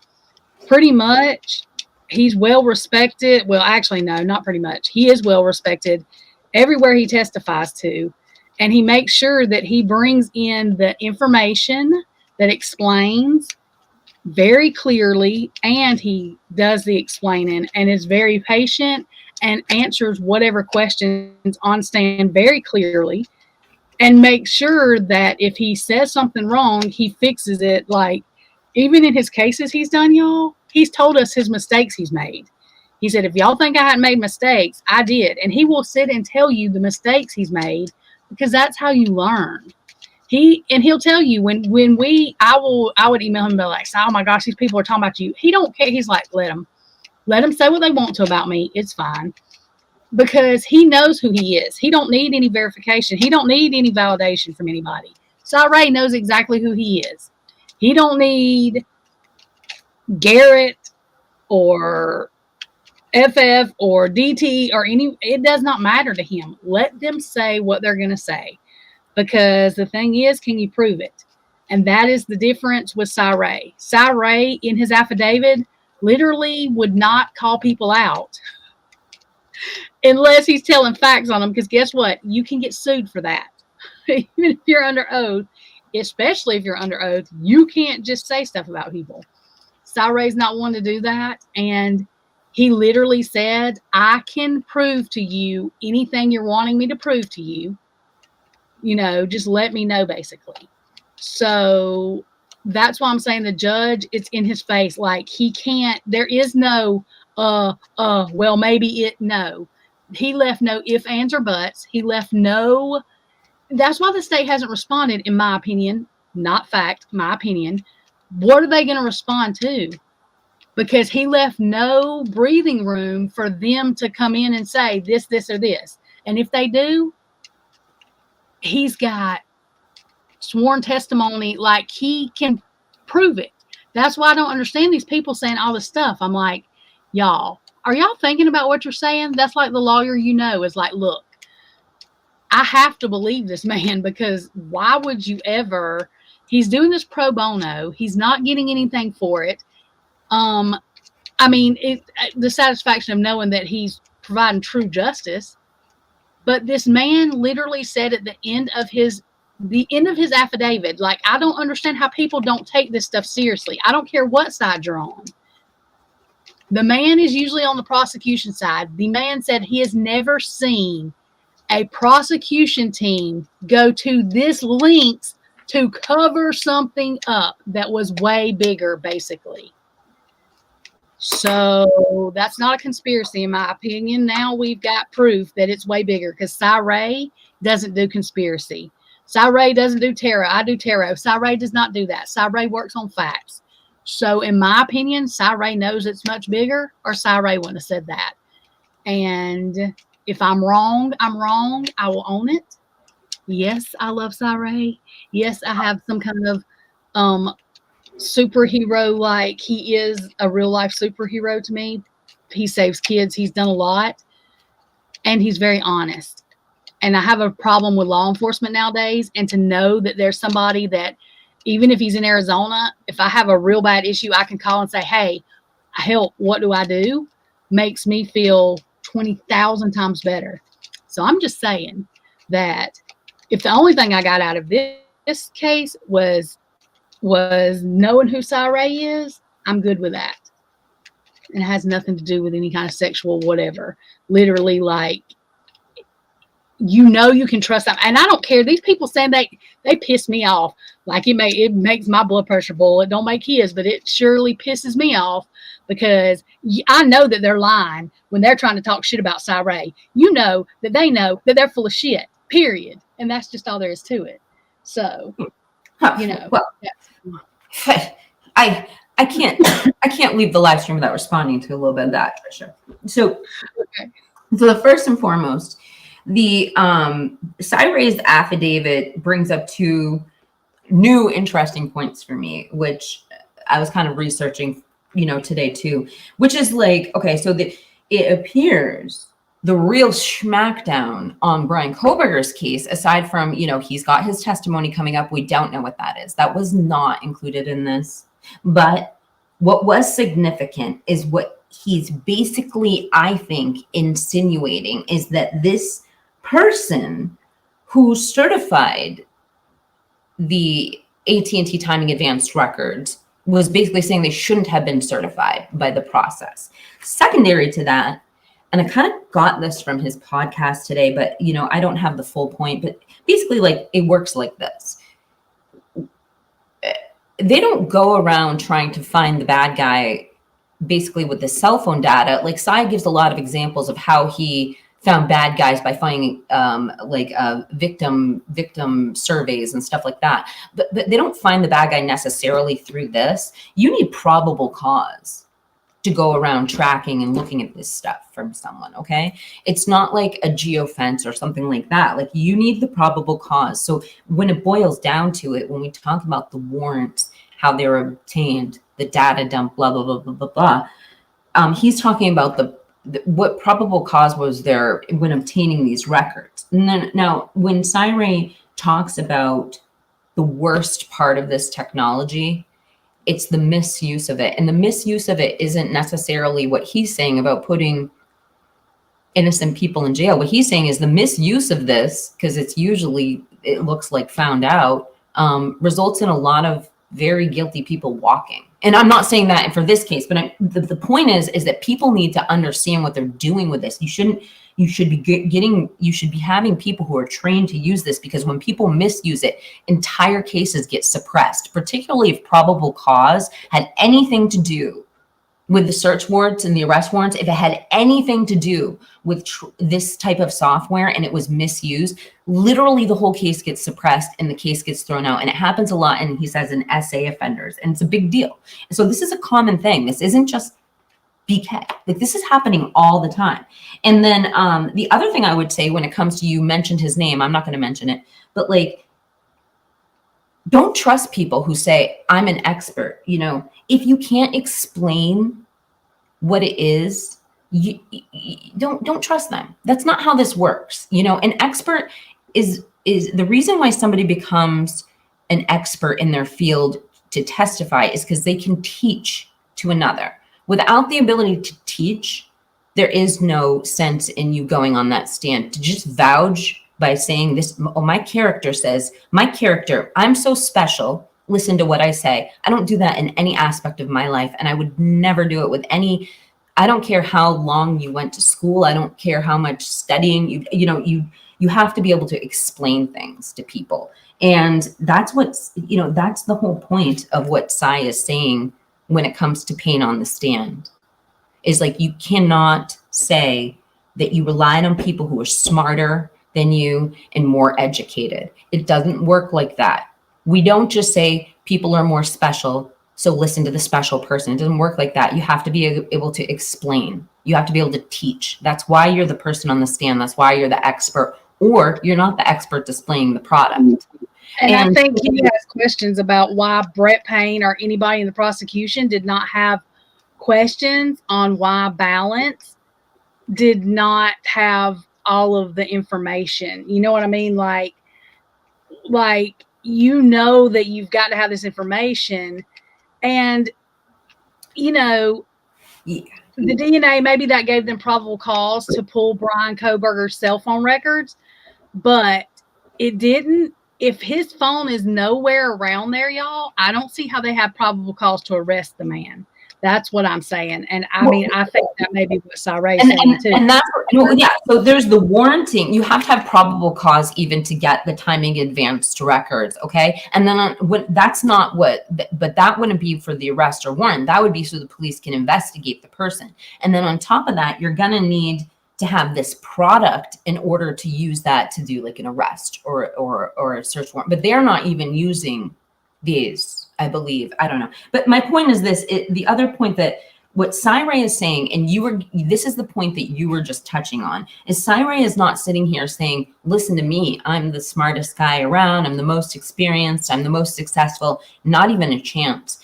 Both him and his wife emphatically state the product speaks for itself. And what Twiz is saying is, when we talk about these like rural areas where, there isn't another cell phone tower for 60 miles, and that's the cutoff because they don't want your phone more powerful than 60 miles of signal. That's where the drive test comes in. And I think that that's maybe the part that we're missing here is Balance. They should have been able to produce all this, the mapping, the drive test, and then the product that they created within the software. And again, I really do have to get off, but I will leave this one point that I learned today that I just want everyone to take away, which is the program that CyRay teaches to law enforcement that's been involved in thousands of cases is a 40-hour program. The first 3 hours teach you how to use his software, which he wrote, and it makes this system incredibly easy to use. But without the additional 37 hours, it's nearly pointless on the stand, because your product has to be able to be reviewed by your peers, and you have to be able to explain step by step to a judge and jury how it happened. And so the product has to withstand scrutiny. That's why CyRay says, don't trust me. The product speaks for itself. And so I know, Trisha, thank you. I'm sorry. Thank you so much for having me on. And thank you to the live chat. You guys were amazing. And thank you for, being active and responding to all of my ranting over here. Tonka, and that's exactly what I was about to say. And thank you, Kiki. Anytime you want to come up here, girl, Okay. Love you. Take care. Bye, everybody. Have a good day. Tonka, that's exactly what I was fixing to say. The magistrate, however you say that, they done got me confused on how to say it now between Miss Pot saying it like dingbat. I'm sorry, I shouldn't call her that. She makes my eye twitch. I cannot. I don't even feel bad about calling her that anymore. Ashley Jennings. That's what I don't understand. Like, and I know Ann Taylor had to go above and beyond and say, that she was lied to, but I wanted to be like, no, the fuck, she was not lied to. This bitch, no, she should have asked. There's something not on the up and up with that either. I'm sorry. Like, it's just not, in my opinion. My opinion, not fact. My opinion, my opinion, my opinion. Like, there is so much. And I mean, Pennsylvania should have went in a little more, but I'm almost positive that Pennsylvania's like, what the hell would Idaho be like? Why would you do this? But in any case, you can't trust. Let me let this dog in here before I have to beat her. Hang on. Get in here, hurry up. Come on. Okay, sorry. My picky dogs. But anyways, like, she should have been asking more questions, I would think. You're welcome, Kiki, anytime. I like when people come up here because then I don't have to try to do the conversation the whole time. And most people know a lot more than I do or can explain it better than me. But that is exactly what I was about to say, Tonga. Like, I do not understand. Because the second warrant for his phone, like CyRay's, like, they didn't even have time to basically, if I'm not mistaken, y'all correct me if I'm wrong, I believe Ann Taylor, these are not exact words, y'all. I'm not even going to ever say I'm going to say exact words. But basically she asked, had, the timing in getting the two different warrants for the phones, and CyRay said something about, no, like, he's never heard it. It usually don't happen that fast. It's not going to happen that fast. And they didn't even have probable cause, in my opinion, to get the second warrant for the phone. So why didn't that judge have questioned? This is not her first rodeo. So I don't understand why she didn't have question. And I don't understand who read the probable cause. And if okay. Sergeant Friday literally has said since the thing come out, I'm not playing y'all. This man literally said the first time he saw that shit that all of that was exculpatory evidence to Bryan Kohberger. He said the whole PCA, he was right too. He said it was all a lie. He said all of that is an officer's quote unquote experience or thoughts or opinion on how stuff happens down to the map. And he was right. Like, I didn't know Sergeant Friday, and I'd never read a PCA, y'all, till I read this one. That I know of, I've never read one. So in my mind, I was like, well, this sounds, the only thing I just thought was crazy was I busted out laughing when they said what this man did and then didn't take a breath and said, but he had his phone in his car with him. I was dying laughing. I couldn't help it. I didn't mean to, but I was like, oh, they're just full of shit now. That's the stupidest thing they ever said. And I've said that from the day they arrested the man.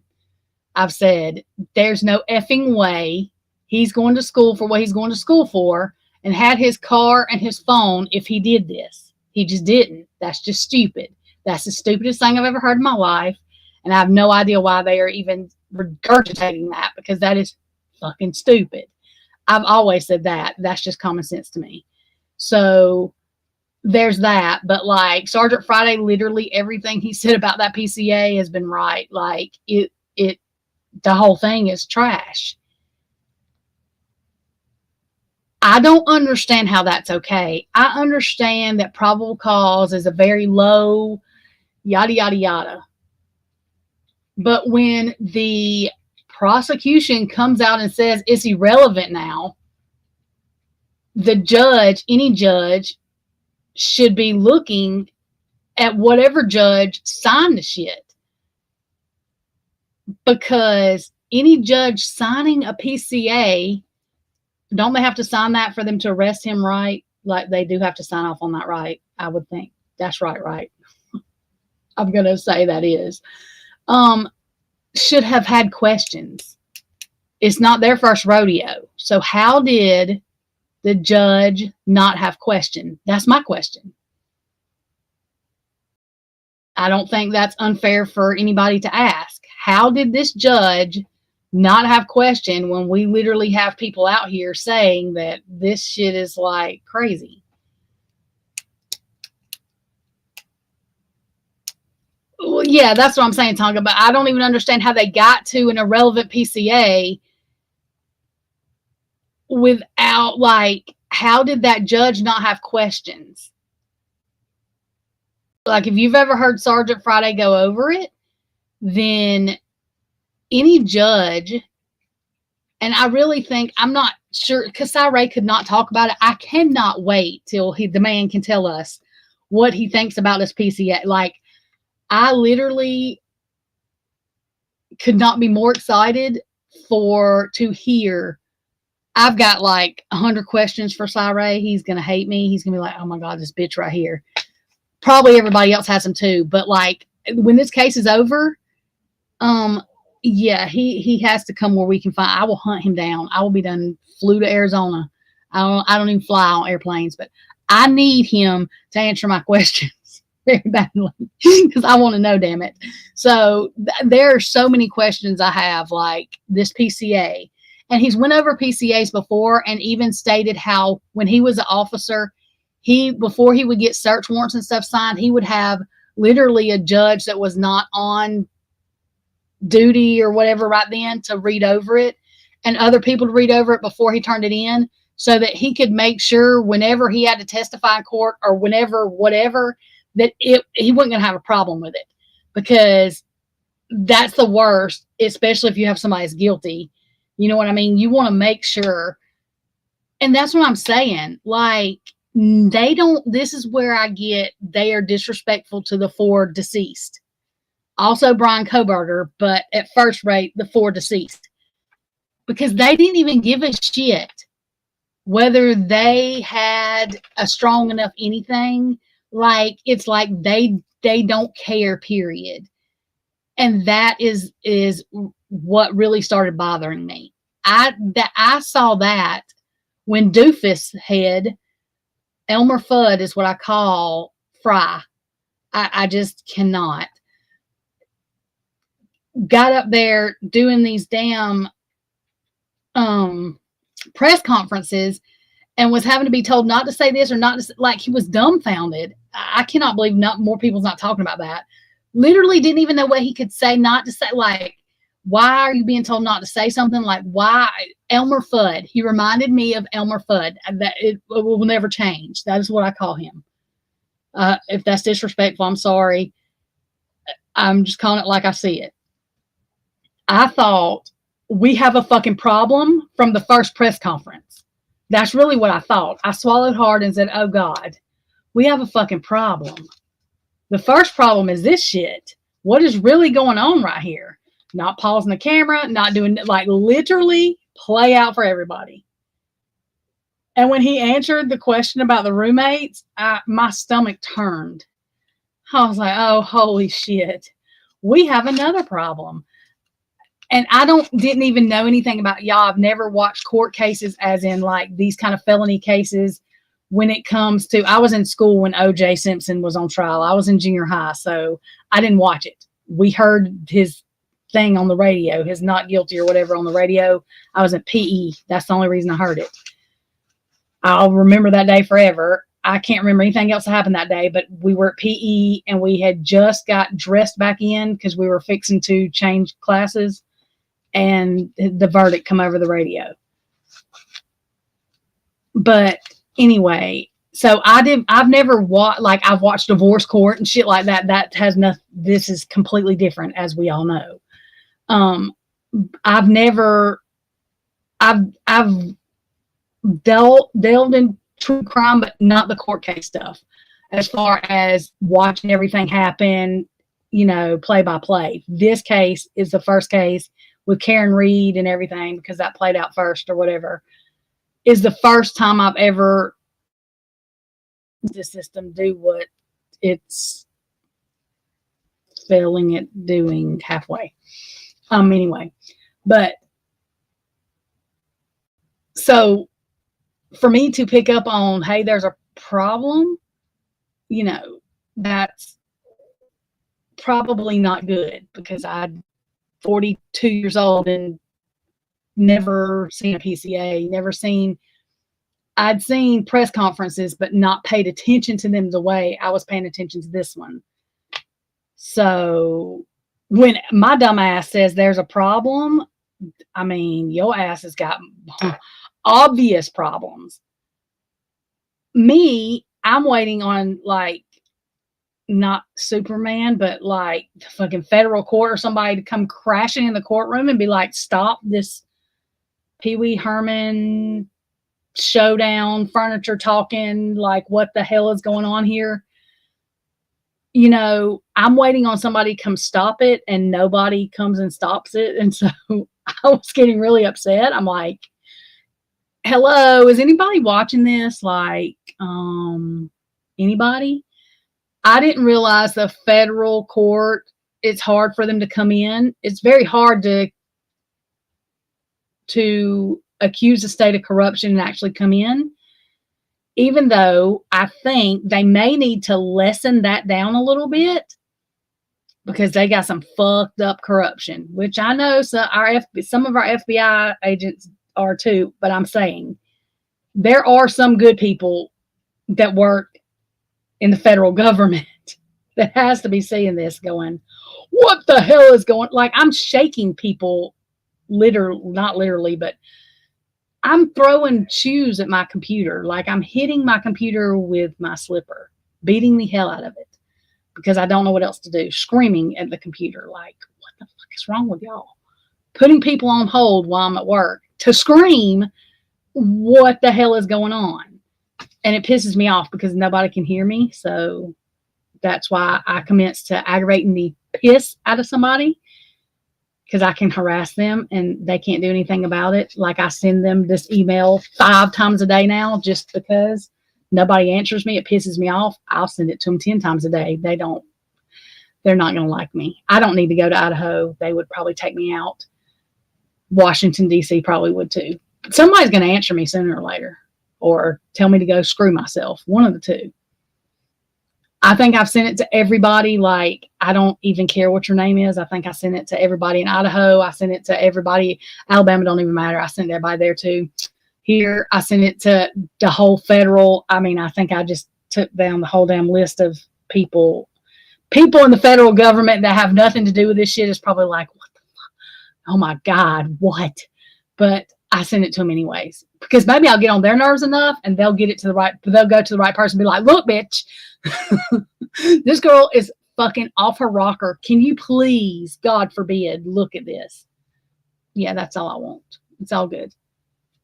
Like I said, I'm going to say when Brian Kohberger is, the word exonerated, the word whatever, the word not in jail for this, and they don't have anybody, I hope they don't think that they're just going to be able to forget it, because nobody in Idaho might not say nothing, but this girl in Alabama, oh my God, they might file charges against me. I'm not sure. I don't even know if they can. It's okay though. I don't have nothing for them to get anyway. They would just be wasting their damn time. But I'm not going to shut up, because there's still 4 people that are dead and there's no justice. And I don't give a shit that the house is not there. I guess they better find some fucking super glue. And if they burnt the house, then that's their fucking problem. It's not mine or anybody else's or the victims. That's their problem. That's a them problem, not a us problem. Justice still needs to be served. So I need them to get it together and figure it the fuck out. That's all, because I'm not going to forget. I'm not going to forget 4 kids are dead. You just don't forget that. You just don't forget it. So, yeah. And I'm really good at aggravating I'm really good at aggravating. Really, really, really good at aggravating. And I'm not going to be quiet. I don't know if the G's are going to be witnesses in direct relation to this crime. I'm scared. I think Dylan's dad's going to be fucking witness in direct. Oh God, I want to throw up. I want to puke. I want to throw up. Allegedly, not fact, my opinion.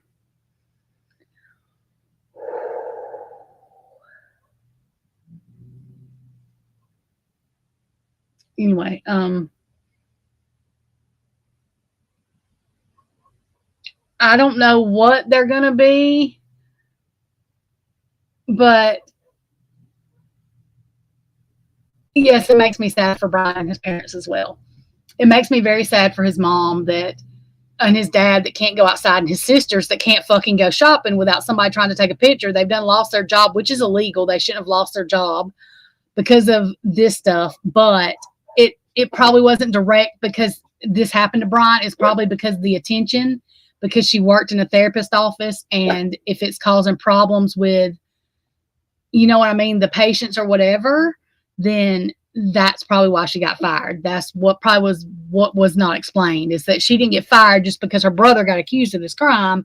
It's because of the bullshit and the lies and everything else that goes with it.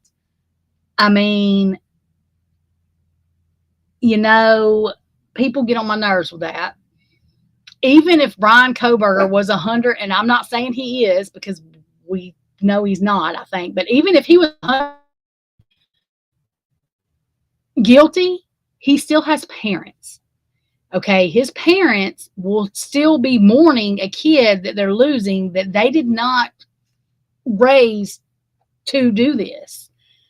And I know there are bad parents, but I don't think his parent, I don't think he did it anyway, but at the rate of this, I don't think well, some parents, it might, good God, I'm fixing to contradict.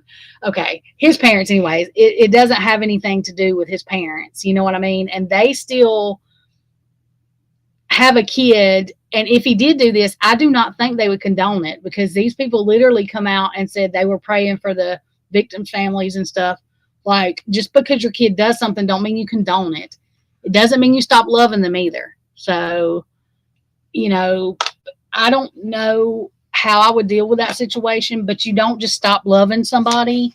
It doesn't mean you agree with them. It doesn't mean that you don't think they should be in jail. I mean, if I would have murdered somebody, my mama would still love me, but she would have thought that she would have took me to jail, actually, because that's just what you do. And that's what I'm saying. Some people love their kids too much, and assisting your child with a crime is not loving your kid. It's loving your kid to death.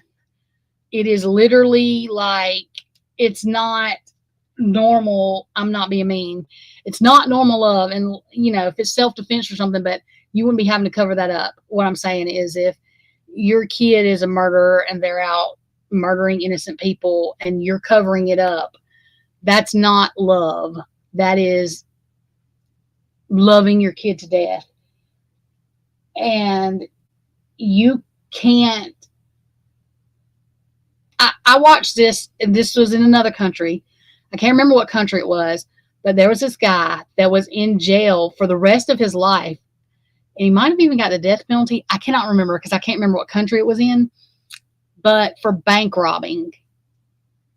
And he literally did an interview and did this paper and said his mom should be sitting there with him. And this is why.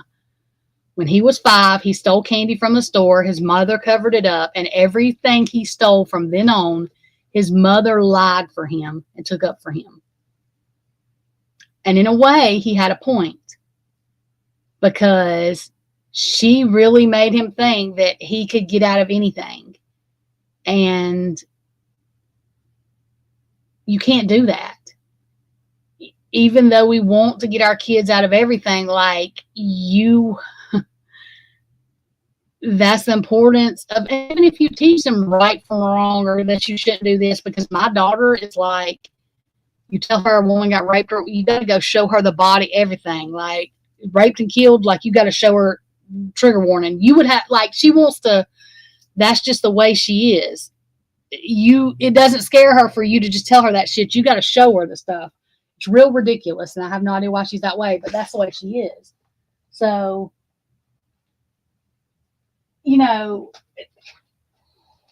if we teach our kids it's okay to do something, that we can fix the problem every time, they're going to think we can. And that's why my mom, literally, I spent $10 on the credit card that I did not ask my dad. And if y'all don't think the whole fucking county of sheriffs was in my house when I got home from work and I was 16, you're crazy as hell, because they were. And if you don't think she would have pressed charges on me and I would have went to jail, you're crazy as hell, because she would have. And my dad told me I could use the credit card. I just forgot to ask him, could I use it for $10? Like, and the reason she did that is because she knew she wasn't going to be around forever, and you can't just do, like, it was important that I learned that lesson. It was ridiculous, but still, that's my mama. She told me, if you're wanted for something, I'm not hiding you out here. Why? So I can watch them blow your head off? I mean, sorry, trigger warning, y'all. Whoops, sorry. Just the whole thing, trigger warning. Or we can put other people in the house in danger when they come to get you at gunpoint. No, we're not doing that. You're just going to turn yourself in. I mean, that's just the way my mom was. If you do something, you do it. And she may still love you, but she's not going to take up what's wrong is wrong, what's right is right. Not that she was perfect. I'm just saying she had other issues. That was beyond that, where she had other mental issues. But as far as that goes, she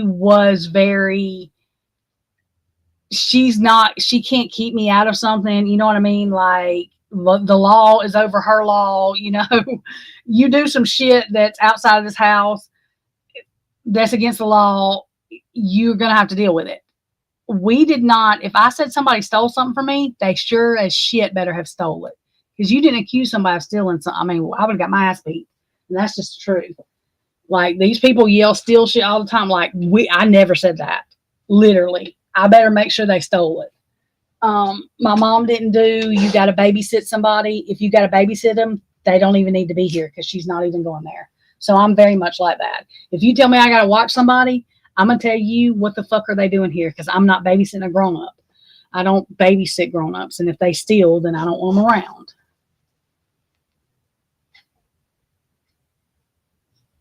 Well, and I was the baby of the family, but my mama would not me because, there were certain things she might, but as far as protecting me, like from that, because you can't ultimately protect somebody from, if they got to go to jail. You know what I mean? Like, it's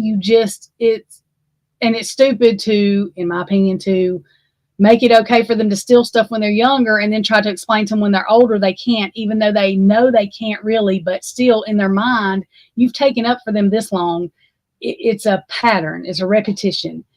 And people make mistakes. I'm not saying that, oh my God, I'm just saying the people that keep doing it and doing it and doing it. Like, you have to realize that that's not loving your kid. That's making an excuse for them. And who's going to do it when you're not here? Because somebody will take them out rather than, you know what I mean?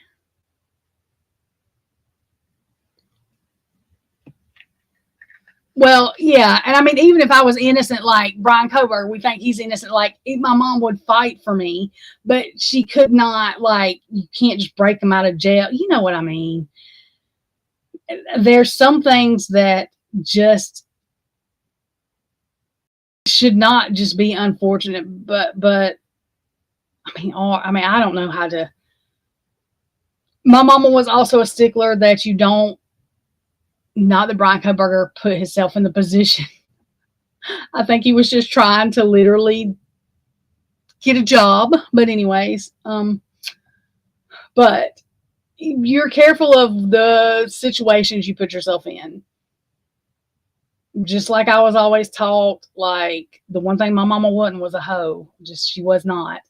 You don't let a man in your house if your boyfriend or husband's at work or not home. I don't care if it ain't your brother or your daddy, you don't do it. You know what I mean? You don't put yourself in situations to where something can be said, something happened, or temptation can happen. And that's the way I've always lived my life. Like, I just don't put myself in a position, not that I've never, I'm saying though, I try to make sure I don't put myself in a position to where something can be said something, because it only takes one person to say you've done one thing, especially when it comes to kids, especially when it comes to anything, because we do have a lot of people that abuse kids, but you have to be very careful what you do and what you say. And so I'm very cautious about the situations I put myself in, but also to that as a moral standard as well. The one thing nobody can say, like, literally, I don't like being called a liar or a slut or a hoe, because there's three things I'm not: a liar, a slut, or a hoe, period. I may do a lot of things. Those three things are not them. I just don't. My mom was married to one man. She had a boyfriend when my dad and her were divorced. I never met the man. My mother never, ever brought a man around me, period. Period. Her explanation to that was, and I have a friend that's living proof of this, I thought my mom was crazy, because she said, if, women that bring different, and I'm not talking about anybody that I'm just saying, this is just like a fact that got proven to me.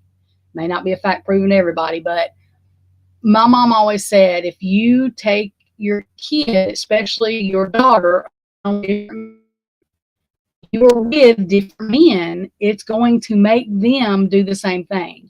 I have a friend that literally her mother was with, I know, 100 men, and she's never settled down. She is with man after man. And she told me that's what she grew up knowing, and so that's what she knows. And so that is very true in most cases. And I mean, I think we were all wild at some point, Victorine. Most of us was. Like, my mama was very, very, very overprotective with me. So I stayed out to 2 o'clock in the morning for no apparent reason. And it was probably dangerous. You know what I mean? Like, I did some stupid shit just because I couldn't. You know what I mean? Like, she was just she was way too overprotective of me. My mama had plenty of mental illnesses that she passed on to me, as far as being insecure, making me fear everything in life, just all kind of stuff. So I'm not saying she was perfect. She had her own abuse stuff from when she was younger, and it's called breaking cycles. But there are just some things that she did morally install in me, and I'm glad she did.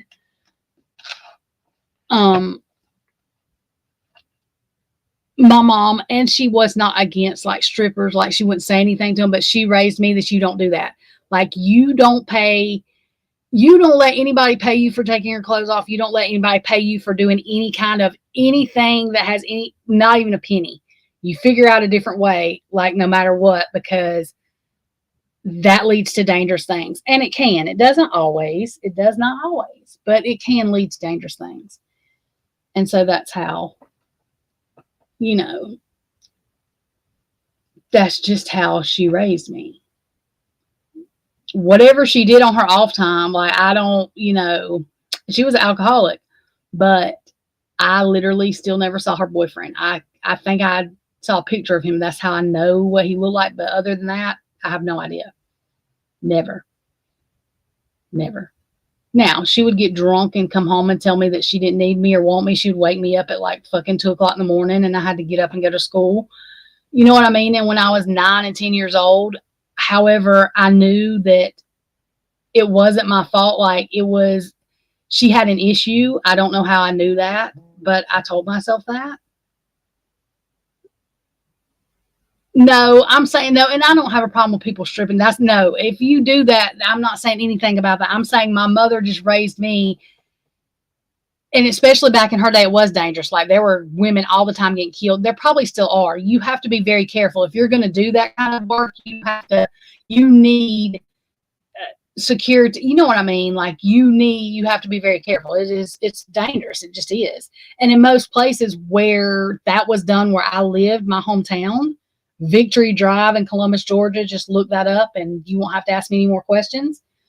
That is where those clubs are, and they are very, very dangerous. Like, it is very, very dangerous. So, and see, well, my dad, I don't call my dad an alcoholic. He never would drew. Like, he was a truck driver. He couldn't be. He did drink, but like, he had to pass tests that he didn't like fake or anything. He couldn't stay drunk all the time. He drank beer, but like, he didn't never have withdrawals if he didn't drink it or anything. He could drink one, or he could drink a damn 24-pack. It just depended on what mood he was in, but he didn't do it every single day he worked. I mean, he was a truck driver. He couldn't. He didn't sniff a beer hard and get behind the wheel. My father was very, very, very funny about any of that shit. Like, you just don't do that, because you're in an 18-wheeler. There's too many lives that you're responsible for on that road, because you're bigger than everybody. So he was very, very funny about drugs and alcohol and getting behind the wheel. I will say that. But my mom was more like, she just had, like, my grandpa literally would hide food from them. Like, he made good money. He was a carpenter. I mean, and my mom was born in 1947. Yeah. So this is back in the day. He was a carpenter, and there was 4 of them. There was 3 girls and my uncle. And like, they shared 2 outfits apiece just because he was cheap and didn't want to buy them clothes. They didn't have shoes to fit him because he didn't want to buy it for them. He would hide food in his toolbox. My grandma would have to go like fucking break the toolbox open to get food. It just greediness and selfishness. But my mom took care of my grandpa, like, you know what I mean? But there was still that resentment there. Like, they still fought about certain things, and he was still greedy. Like, he was one of them that if you asked him, did he want to go somewhere in 2 days? He'd tell you today that he's going to have a headache 2 days from now. Like, he's one of them. I don't know. We called him Big Daddy because he was tall and lanky, but he had mental issues. So my dad, his father was very sick. Like, he molested my sister, but my dad never was like that toward kids at all. I never saw where my dad was fucked up from anything that he went through. I'm sure there were things or whatever, but he was able to handle it a lot better mentally than my mom was. I don't even think he understood that my grandpa was a molester, like, because he didn't molest little boys, it was little girls, and he molested my sister. And I never actually talked to my dad about it. And I love my sister, but we have 2 different ways of seeing that. My cousin touched me. They took me to therapy. I looked at the therapist like it's crazy.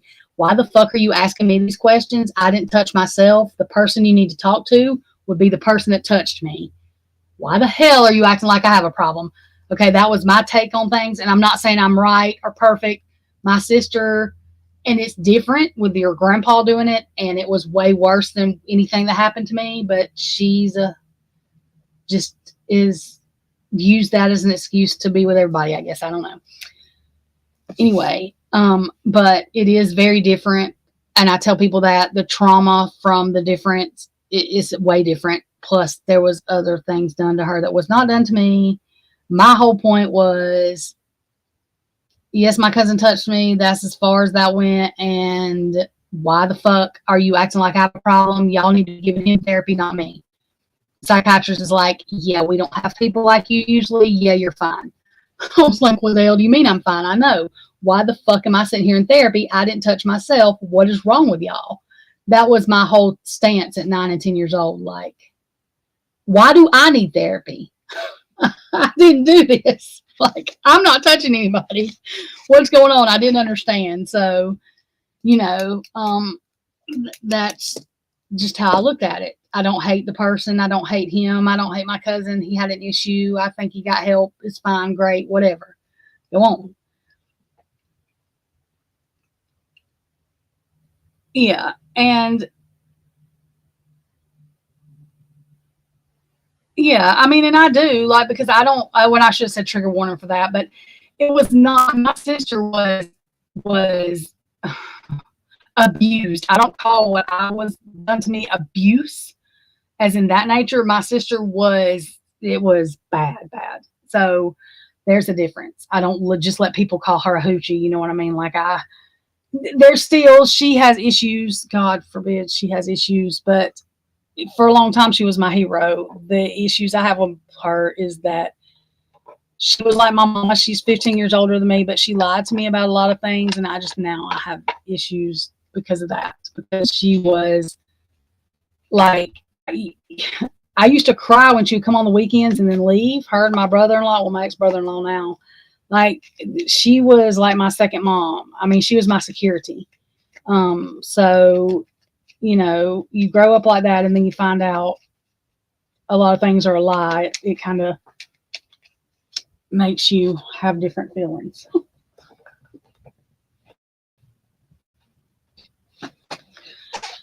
But I love her. I just can't fix everybody's shit. I have my own shit. I'm not. I have my own issues. I have clinginess issues. I have insecurity issues. I have, I don't know. I just have issues. You could probably ask Shaggy a buttload of them and he'll tell you. Just don't ask him where I can see him answer you, because I'm going to say something crazy to him. So, but I'm not the only one that has issues there either, because I have to fuck her. Shit. Anyways, we're not going there. We'll just leave that. That's a Utah thing. But anyway, I have plenty of issues. Not that he doesn't have any, by the way, but I literally told him every one of my issues like the first day, because that's just how I am.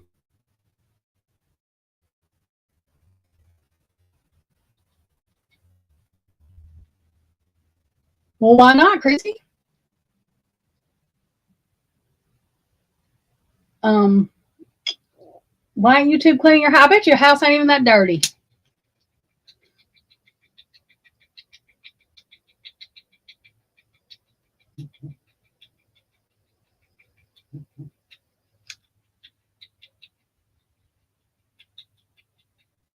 It's just been leaving me on so she can hear me, even though I don't like my own voice, and cleaning her house. Usually me and Christy are laughing and doing all kind of stuff. She had a migraine, I've had a migraine, and we've had all kind of just shit just going on, like just crazy stuff. Hey, Bria. So we've not been, because again, my YouTube friends are not my YouTube, like, it's my real life friends. I don't understand what a YouTube friend is. Well, I mean, I guess I do. People that I don't know. Most of the people that are in my chat are my friend, like my real friends. So, that's why I say I don't care about having 2,000 people in chat. I don't give a shit about none of that.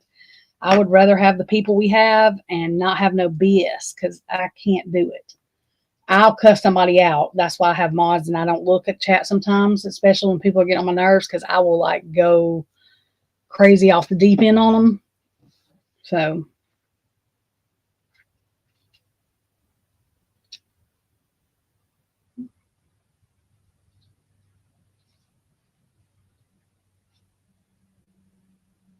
And look, and I'll be sitting here looking at chat, y'all, people be coming in, and I don't even say nothing. So I'm glad y'all don't take offense to that.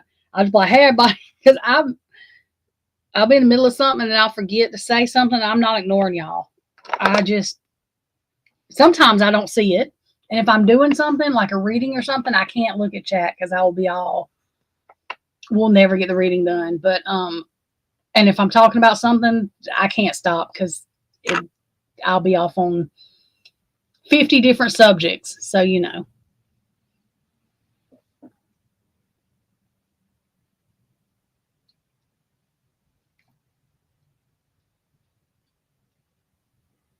Yeah, that's how I figured out I was ADHD. I thought I was crazy.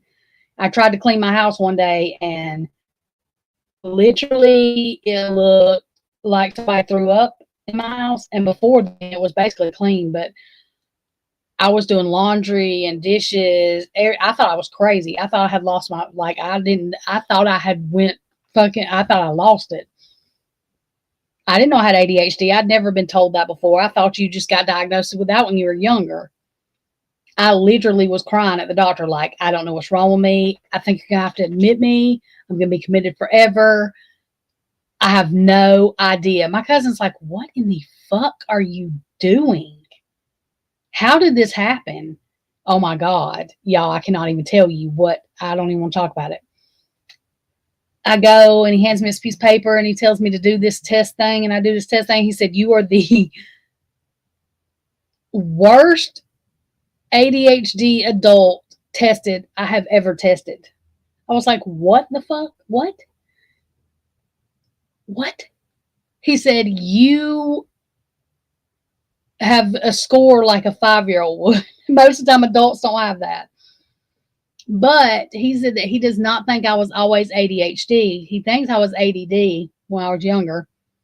Just from what I told him about the way I did math and stuff, I didn't get in trouble at school because my mama didn't believe in that. But he told me as my anxiety got worse, like people dying, like my immediate family, everybody in my immediate family dying, just things that make your anxiety bad whenever you're grown. He thinks that's what caused the hyperactivity in the ADHD part. I mean, in the ADD part, whatever of it. So he said that he does not think I had that ADHD when I was younger. And he thinks I had a mild case, which he said is actually 50% of females are misdiagnosed or not diagnosed at all with ADD when they are younger because of the same reasons that I was not diagnosed. Have the same problem in math, have the same problem, you know, where they don't get in trouble at school, but like they're put into a reading program because if they read out loud, they have no fucking idea what they just said. Because I don't ever. That's why I don't like reading out loud. Still to this day, I can't tell you what I've read. And then in math, when it comes to doing the alphabet and all this negative and fractions, I can do it for 30 minutes maybe, and then all of a sudden I might get to problem 20 and I have no fucking idea how I just got the other 10 answers or the other 20 answers. I cannot tell you how I did any of the steps. I start freaking out. I mean, I cannot, I don't care what I do. I cannot get the same answer twice. And it was a problem. They had me in a like special math class just to boost my math skills. But he said that is actually a common problem in females, mostly females with ADD, that is like the girls that lay dormant ADD that are never diagnosed in school because they don't get in trouble and don't have the other symptoms or whatever. He said that's a common problem. I never knew that. I was almost 30 years old when I got diagnosed with ADHD. And then I couldn't take Adderall because I thought I was going to have a fucking heart attack. I was like, what the hell? I mean, I had done cocaine and they did do Adderall made me, oh my God, it was horrible. But it made me sleepy, but it made my heart feel like it was going to explode and it made me have a headache. So literally, I had to take the old-fashioned Ritalin, 10 milligrams or 20 milligrams. I don't take it. I need to take it now probably, but I don't feel getting older you should take things that might make your heart explode. So I just don't. Because even if it's good for your mental, like it's still going to speed up your heart, especially when you're an adult. So yeah, I just don't think it's probably smart. The only way I can watch something that's longer than 10 or 15 minutes, I have to be completely entertained. And I have to be able to pay attention to it, because if I'm doing anything else, I can't. That's why I don't know a lot of the documents. That's why I don't read documents out loud. One, because I'm not going to know what the hell I said. Two, because it takes me a minute to absorb it, and especially if I'm reading it out loud. And I don't want to confuse anybody. And I don't understand what some of them mean. So Miss Potts does wonderful at that. That's where I send everybody. I'm like, y'all, I might go over them after they've been gone over, because there's points I want to make or something or whatever. But it's after I completely understand it. I've never heard of a meth. Wait a minute, what was I saying? A meth. Why can't I say that word? A methamphetamine salts. Yeah. I've never heard of that.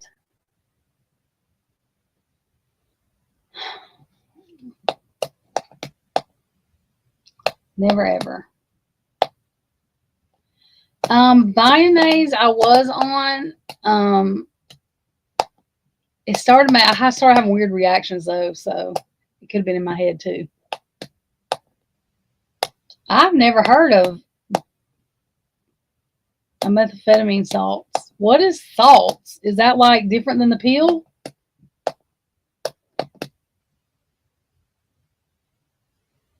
Well, see, too, being ADHD or even ADD, it makes you I also have borderline personality disorder. And it's not so much like there's a lot of people that are always suicidal with borderline personality. Mine is not that bad, but that went misdiagnosed until like 10 years ago. And the way it got diagnosed is because I was like, listen to me, y'all put me on antidepressants. I'm wonderful for the first 3 weeks. That 3-week mark hit, I'm suicidal. That is the opposite of the way that's supposed to work. You're not supposed to automatically feel depression medicine. It's not supposed to make you feel better like the second day, and it does with me. When you have borderline personality disorder, especially, or ADD or ADHD, you have the opposite reaction to medications a lot. And so that's where that whole Benadryl thing come in. My mom thought I was allergic to it because it was like giving me cocaine. Literally. The doctor's like, you just have to give her a little bit more than what is prescribed probably. And that's what I have to do. If I take Benadryl, I have to take like a double dose. If not, it's like I took cocaine. Literally. I mean, oh my God, my legs drive me fucking bananas. I hate it. And so we didn't know that was a thing with ADD or ADHD and borderline personality disorder. Yeah, see, my daughter cannot take, she is the most ADHD anybody's ever seen. She cannot take medication that has the narcotic in it because she has a tic. And the thing is, the other medication really does not work. So it's bad. She has a bad tic. They thought it was her sinuses, and her stepmom's like, no, that's not her fucking sinuses. Finally, she got somebody to listen because, everybody thought she was an idiot. And I was like, no, I think she knew what she was talking about. She had a tic. It was like doing her throat, like clear or whatever. It was a tic. And it's from the narcotic that's in the ADHD medicine that she actually desperately needs, but has a tic from it. So what is I'm going to have to look that up. I wonder if Callum can take the salts then. So wait a minute. What did you say about the salts? I missed that. Hang on. Oh, it's a pill? But what is it called salt for?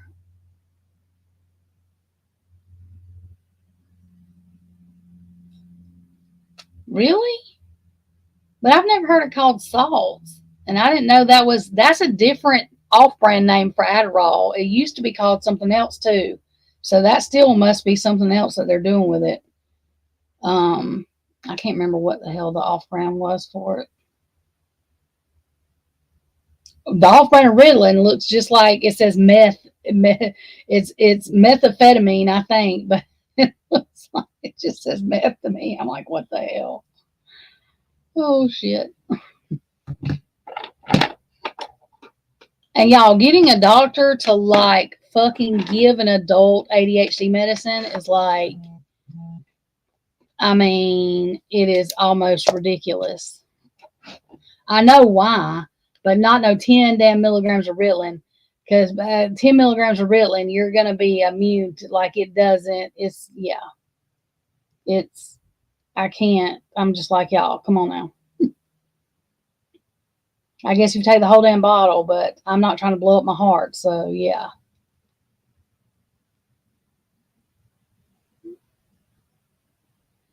I was like, listen to me. I will just go get some cocaine if I want, if that's what I'm looking for. I mean, I'm not going to sit here and swallow a bunch of damn pills. I'll just go get something that's going to work for that.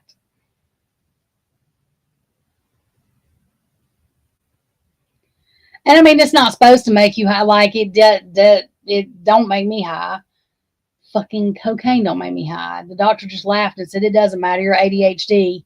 You know how much of that shit you'd have to do to actually make it do what you want it to do? Because otherwise, it's going to be like you smoked weed and went to sleep. You're going to be pissed off. You're going to gain weight, not lose weight. And that's what he told me. I was like, great.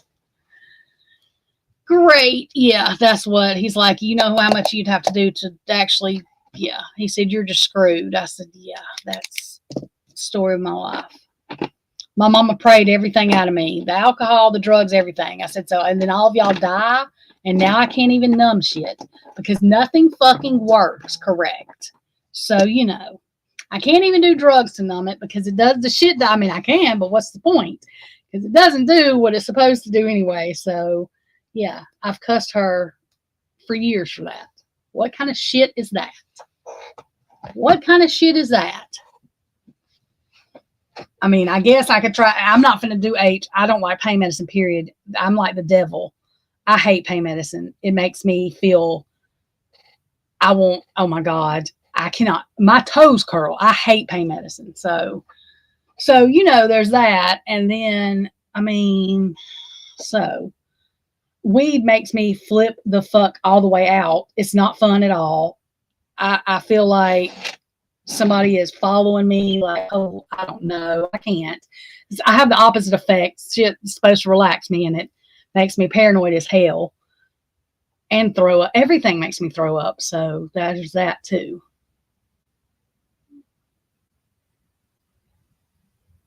Well, Britt, I'm glad, and I am very glad that they can do something with the whole, because I mean, that means that you can go back to pretty much normal life. You know what I mean? Yeah, it's worse than paranoid. And then I throw up because I get dizzy and nothing fucking works right. Okay. Nothing. Anything that a depressant literally makes me depressed. Alcohol makes me want to commit suicide. Pain pills make me want to commit suicide. Like, it's not really technically supposed to do that, but a depressant literally makes me depressed. So I've never been one to do any kind of downer because they literally make me depressed. So, well, I might like them if they if they worked right. But since how they don't work right, I don't like them. Gotta love my mama. I mean, I'm very glad that she didn't want me to, you know, but yeah.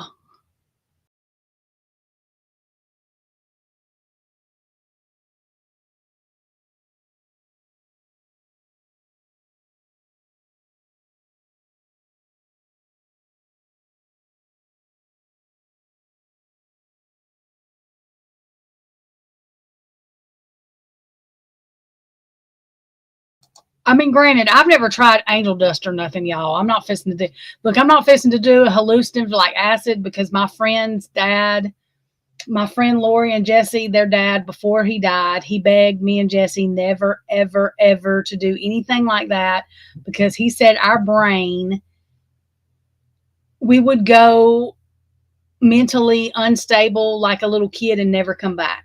So, and my cousin also told me how he chased a pencil sharpener around the room when he did acid. So since I've been 12, that's never been something I actually wanted to do because chasing a pencil sharpener around the room in the classroom that was talking to me was never something that excited me. In fact, it scared me. So yeah, I don't want to see pink elephants. I don't want something talking to me that I don't already, because I already have enough shit. I feel enough energy. I don't need a pink elephant. I don't need a pencil sharpener.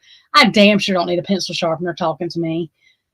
I would be ready to fight it. So yeah, I don't want to go that way and never come back again. And so he really had a dream about that. So I'm never fixing to do any of that. But otherwise, and crack has never really appealed to me either because the only people I saw doing that, no offense, I'm not saying anything about anybody that does it, but these people are on the floor picking the floor. I'm not real sure what the fuck they were doing, but I didn't want to get stuck like that. I have a fear of things like that, so I just said no to that. So, those are the things that, and HIV is pain medicine, and I hate myself on pain medicine, so why would I do that?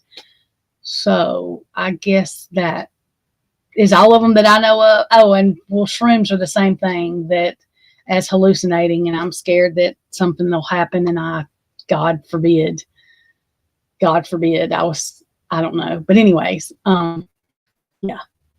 And then you think about like, who the heck, I won't even know who I am. So how will I know if I'm being taken care of? Like, see, those are the things I just can't do.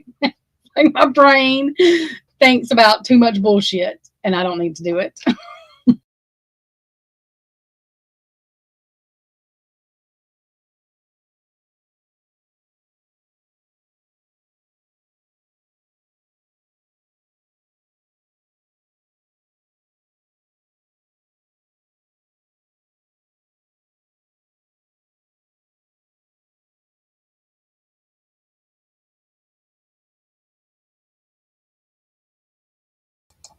Yeah, I think that's my fear. All these people start talking to me at once, and there are people that read energy that literally, if they go in a crowded room, see, I could not be God. If I had to hear everybody talking, I can't. Oh my God, oh my God. I would lose my shit. So I'm very glad that I don't walk into a room and hear all these voices in my head because I would lose my shit. How the hell do you even know who's doing what the hell's going on? I can't do all that. I have a hard enough time feeling people's energy. Like I start hyperventilating, just feeling people's energy, just feeling like I can feel their sadness, their happiness, their all this. I have freak out with that. I freak out online with that even sometimes. So I know that enchiladas sound good. I know that yeah, I just don't need to do anything that's going to enhance that because if it never went away, I don't know what would happen, but I can't.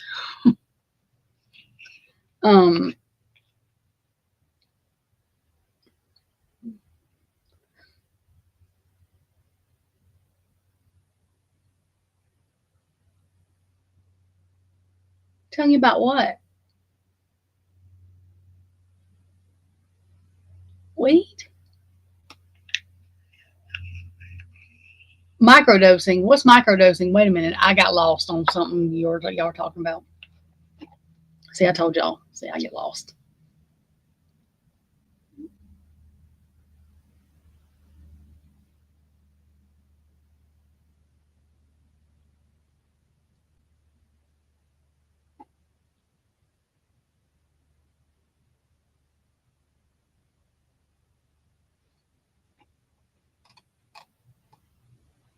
Wait a minute.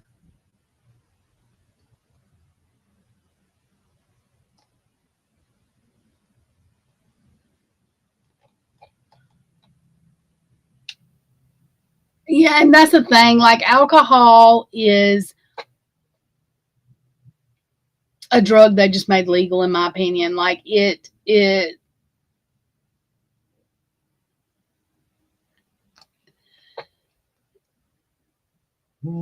because it makes people feel better a lot of times. Like, normally it should, except me, because I'm fucking ridiculous. And because it makes people feel so much better, it's like with pain medicine a lot of times. It makes people feel better, especially people postpartum. There's a lot of women that have babies that end up addicted to pain medicine for this reason. I will tell y'all one time that I felt good on a pain pill, and I said no more. Right after I had my daughter, you know, that depression, especially with your first kid, that you get, like, it's like, oh my God, I'm responsible for this thing for 18 years. I'm never going to sleep again. Like, all of those thoughts. And I'm sorry, most mamas have those thoughts. If not, then congratulations, because I did. I loved my kid, but a week after I had her, I looked down and said, oh my God, I have to do this for 18 years. I'm responsible for this for 18 years. She's going to be up every night. I'm never going to sleep again. Oh my God, I'm never going to have a life again. Like, what the fuck have I done? And I mean, I was 28 years old. But that is a reality to being a parent, especially for the first time. So, and sometimes it don't happen to your second kid. Like, you know, but I started getting a little bit depressed. Not bad, like where I wanted to hurt my kid or nothing. I was always of the mindset that anytime if I ever thought about hurting I was calling somebody, because that's dangerous. But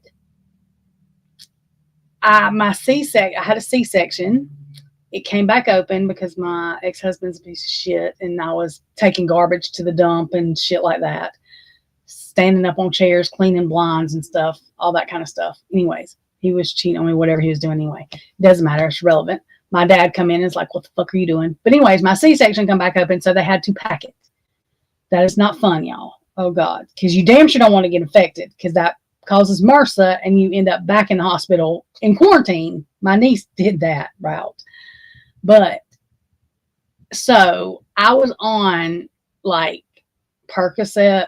I mean, the highest Percocet you could be on, whatever the hell that shit is. What is that stuff called? I can't remember what it's called now, but anyways, I'll think of it in a minute. But anyway. Oh, when I got up in the morning, I would take it, and all of a sudden I started feeling really good. I said, yep, I can't do this. Because the minute I started feeling that good, I knew. I said, nope. I'm going to take some ibuprofen. I cannot. Because I knew going from that depression feeling that I had to that kind of feeling, I knew what was going to happen. I said, nope.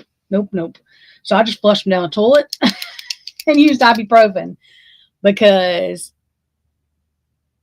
that was the only time I felt good. They said that it's normal, I guess, but I don't feel it was normal. Like, it wasn't going to be normal for me, because if I didn't have to feel like that and I could feel like that, I was going to feel like that. And I didn't want to be chasing feeling like that. So I was just like, yep, nope.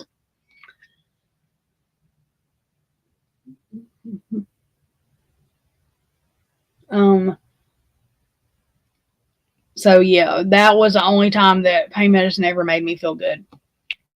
Any other time, like when I have kidney stones and they dose you up and then they put you to sleep with all that fucking medicine, and then they wake you up and they're giving you more pain medicine, I'm like a crying drunk. One of them drunks, like my sister, that cries and whines about everything, and I want to chop my head off.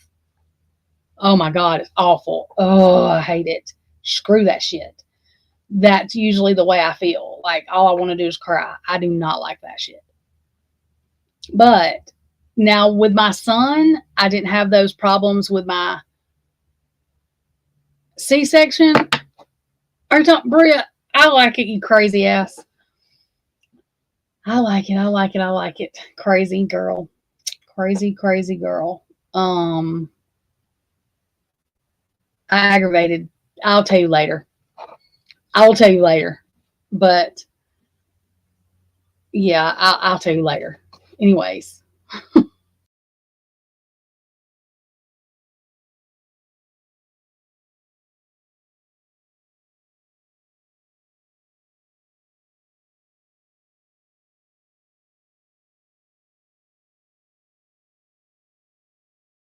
Well, I was on birth control when I got pregnant with both of my kids. Ridiculous, I know, but yeah, um, absolutely ridiculous.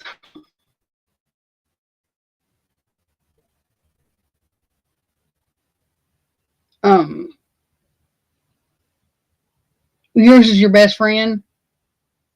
I haven't I have, but I haven't. I'll explain it to you later. I used to aggravate the shit out of somebody though, a little bit, sort of, kind of. Yeah, I'll tell you later. Yeah.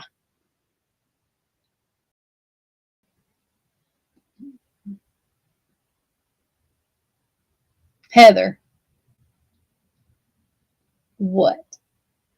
You're my name in hearts. That made me nervous. Oh shit.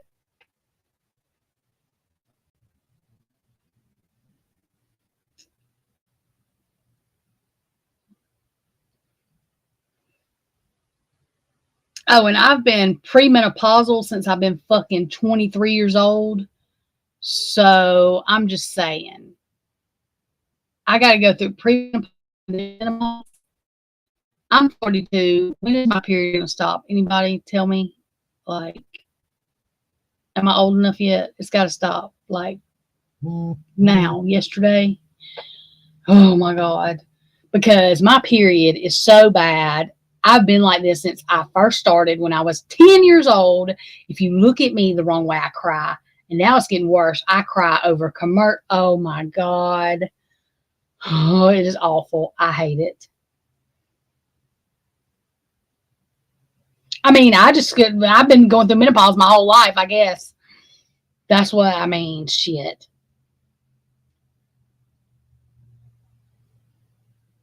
Oh my God. Like, I aggravate the shit out of myself, man. I'm crying for no apparent. I mean, I have to remember when certain things that are going on with me emotional. I've been thinking I got some kind of other kind of crazy feelings, and it's not. I'm fixing to start my pain. I'm like, oh shit. I ain't that hung up over that. This is not what that is. That is because I'm going to start my period. It's awful. I hate it.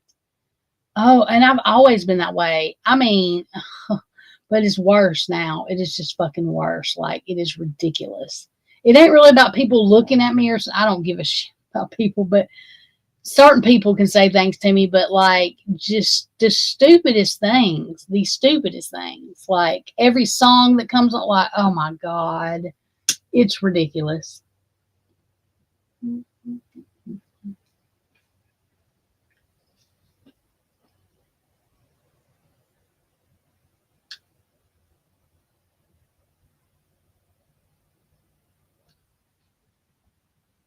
I will tell y'all, when I was pregnant, them fucking animal commercials that come on, those ASPECA, whatever they are, I almost broke my TV. That and the damn baby cancer stories, the kid cancer stories, and the kid always passed away. Like, that haunted me when I was pregnant. I would wake up in the middle of the night to that stupid ASPCA thing on, whatever it is. Oh my God. I don't do animals and kids, like stuff happening to them. I just have never been one for animals and kids. Like, I can handle anything, but when it comes to kids and animals, babies, animals, can't do it. And when I was pregnant, oh my God, Honey, I Shrunk the Kids, the damn scorpion that got a hold of, I cried about that for 2 months. Like, I will never watch the movie again, because to me, that's just cruel. And I don't know why that happened, and I don't know why I didn't know it happened before, but when I was pregnant, it was very apparent that the baby ant, oh my God, it was ridiculous. Okay, I've already banned, I told y'all how I feel about Where the Red Fern Grows, which I literally want to call 911 anytime that movie comes on. I think it should be illegal. There is no point in it. Yeah, y'all know the ones I'm talking about. It comes on PBS, not PBS, whatever that station is. It probably comes on different ones, but it's wanting you to donate to the abused animals. People leave their dog outside, just that kind of shit, chained up and stuff. And like, when I was pregnant, I'm telling y'all, it was like every night I almost broke my TV a couple of times. Oh my God. I was like, I cannot. And the St. Jude stories. And I love St. Jude, but like, I swear, I'm telling you, to the point that my kid's fingernails started breaking. She had a vitamin deficiency, and I swore she had leukemia. I took her to the hospital, wanted them to run every test they could on her. They're like, we are not putting her through this. Her fingernails are breaking. I Googled that. Don't ever do that. And the first thing that come up was some leukemia stuff, and I flipped the fuck all the way out. Like, I wigged all the way out. Oh my God, it was awful. It was just ridiculous. But like, I was so freaked out. It took them forever to convince me she did not have cancer. Like, it was a vitamin deficiency. They literally gave me a vitamin for her, and her fingernails quit breaking off. But to Google that, and the first thing that come up is leukemia. Like, I literally lost my shit. I lost my shit. Take her to the ER. No lie. To the ER, for God's sakes. You know. When kid has cancer, you got to do something now. She can't die. I've done watched all these kids die. Like, it can't happen. And they're like, what the fuck is wrong? I'm surprised they didn't put me in the crazy house, but I literally lost my shit. I don't know how parents do that. I hats off, everything off to hell no. That was my worst fear. That and her getting kidnapped or something, because I'm crazy as shit. And girl, you can imagine me, fingernails, like literally Google fucking fingernails that, you know how your fingernails look like they're flaking off, or like, I don't know, in the middle or whatever, flaking off. Or, oh my God, Google that for kids. And I don't know that it comes up, but the first thing that come up was leukemia. I didn't even see nothing else. Oh shit, I was fit to be tied then. My daddy's like, I don't think you should take her to the hospital. I wanted them to like stick her, poke. They're like, we're not doing that to her. We can't. I mean, I didn't want them to hurt her, but oh my God, I just knew that they wasn't going to find it. She's going to die. Like, that was me. Dramatic. Oh my.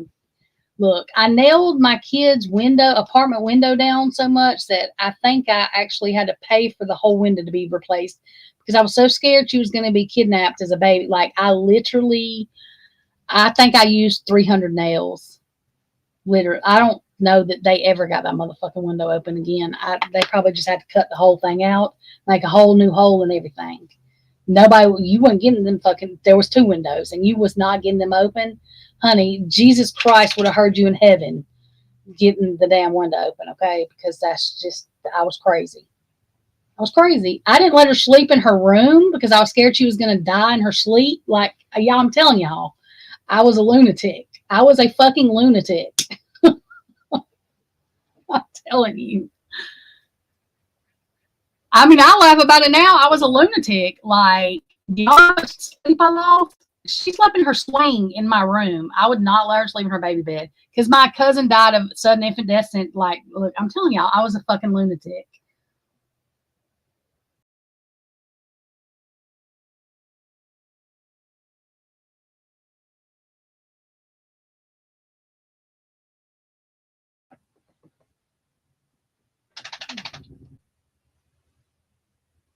Well, at least you didn't use, like, I don't know how many boxes of nails, y'all. I mean, I'm telling y'all, they had to cut a whole fucking window. I'm telling y'all, they didn't get them windows open. There's no way. I don't even think, I mean, yeah, I was a lunatic. And that was in 2008. You know what I mean? I would be a fucking, I don't know what now.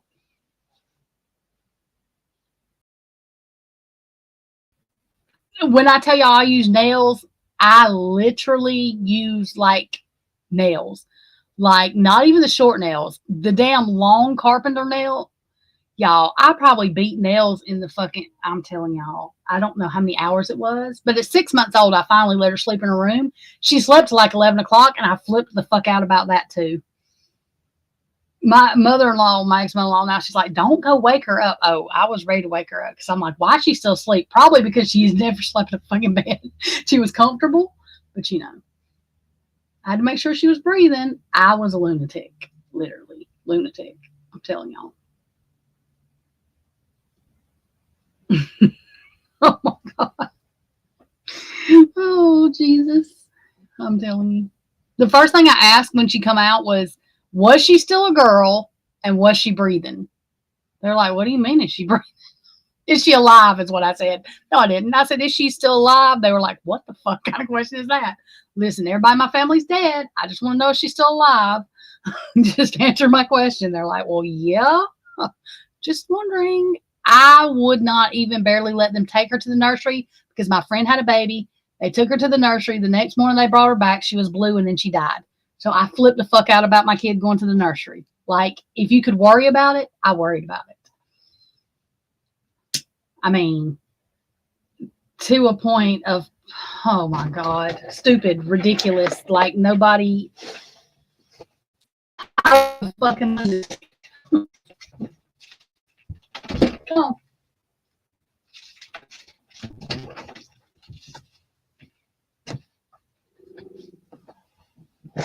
My dad, I was 9 months pregnant. This is how much of a lunatic I was. Somebody kept stealing the brass vase thing off my mama's grave, off her headstone or whatever. And we had to go to the funeral home. And so while we were sitting there on the inside, I asked them, 9 months pregnant, nonchalantly, without a whole lot of emotion, if I have this baby and it's dead, how much is it going to cost me to bury her? My daddy's like, what the fuck did you just say? Well, I wanted to know. They answered me too. The only thing you have to pay for is the casket. I don't know why I asked them that, but it wasn't that I didn't care. It's that I just needed to, I don't know. My daddy's like, what the hell? Why did you ask them that? Well, I mean, because I was a lunatic. Like in my mind, if I prepared for everything bad that could happen to her, it wasn't going to happen. So I had to think of everything bad that could ever happen to her. Because if I didn't, then it was going to happen. And that is the way my brain works. Because I'm a fucking lunatic. So just so y'all know, I'm a lunatic. It's okay. I understand.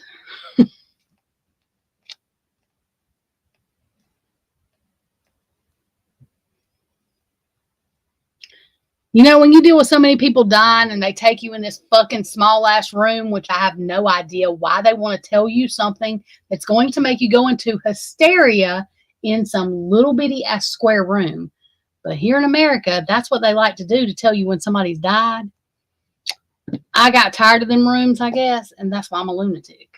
So, you know.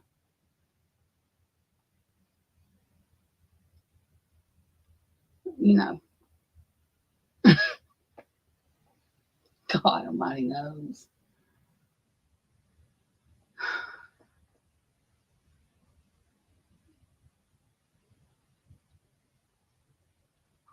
I'm telling y'all. So, you know.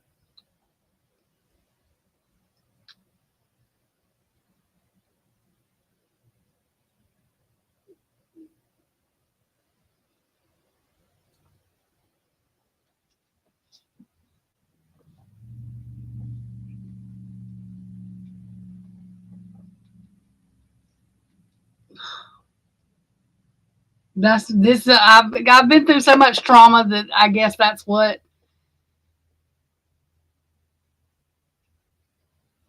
it does. You can heal from trauma, but you can't make it ever just go out of your brain. So, you know.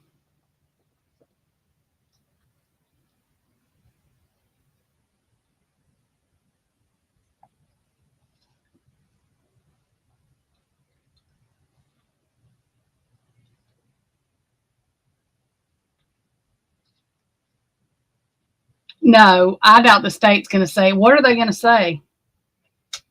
I mean, there's nothing they can say. We saw them bring in a whole new prosecutor. That I just kind of chuckled at that. Yeah, I'm a lunatic with my dogs too. Like, they drive me crazy. They get on my nerves. They make me worry.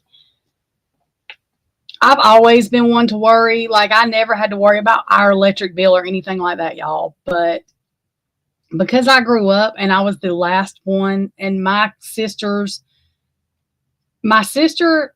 sister is 19 years older than me. She literally was married when she was 15. She had my niece when she was 19. Me and my niece are 6 months apart. Okay. My brother was 18 years older than me, and then my sister that's next to me is 15 years older than me. So when I was born, I pretty much grew up alone, around all grown-ups. So I worried about shit that I shouldn't have worried about. Not that my mom had me worrying about it. I just heard adult discussions. And that's what I'm saying. A lot of people don't realize the shit your kid knows, because I was so much more advanced from my niece and nephew because they had each other, and they were, they didn't hear as much adult conversation as I did. Like, I knew so much more than they did. My niece is 6 months younger than me, because that's all was around was adult conversation. So, and yes, Victorine, yes, that prayers, yes. But so I worried about things that I didn't even have to. Like, well, our power bill was always paid, but like I literally would worry about that in second grade, not because I ever had to, but because I heard grown-ups talking about. Just people don't realize sometimes when you only have one kid and they're only around grown-ups, the shit that they know. Like, they know I'm telling you from my experience, a whole lot more 5 years advance than what you think they know. And I tell people that because when you only have one kid, sometimes you don't recognize that. But I just tell everybody to watch what they say, even if it's not something that you may worry about, like, because them knowing something 5 years advanced from what they need to they're going to perceive it different too. And that's just, I was always worried about grown-up stuff.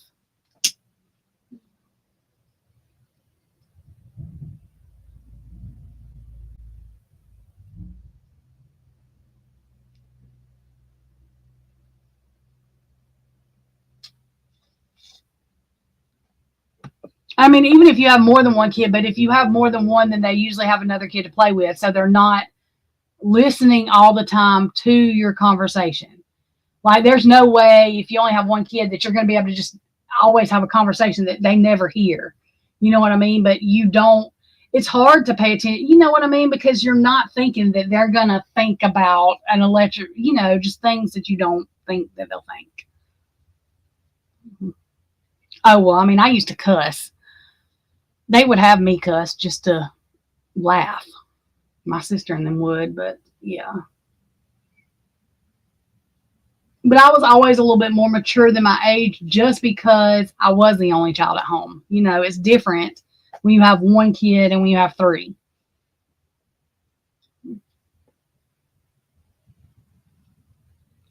Well, I mean, I listened to Lil Wayne's Goon to a Goblin, and my daughter in kindergarten, like, I still know every word to that song because that is my favorite pissed off hate song. I know every single word Lil Wayne says. Well, so did she. And if you know the lyrics to that song, you don't want them going to kindergarten singing that song. And one day we were going down the road, and she is just literally did not miss a beat, every fucking word. I was like, oh, we can't listen to that anymore. I was like, you can't. And it's hard to explain to a 5-year-old. I told her teacher, I was like, oh my God, if she comes to school, it's my fault. We're not listening to that anymore, because that is not, like I said, if you've heard the radio version, that's the only one, you ain't heard shit. Go listen to, not with your children around, Goon to a Goblin, Lil Wayne, with, who is in it? Shit, why did I just forget his name? Oh my God.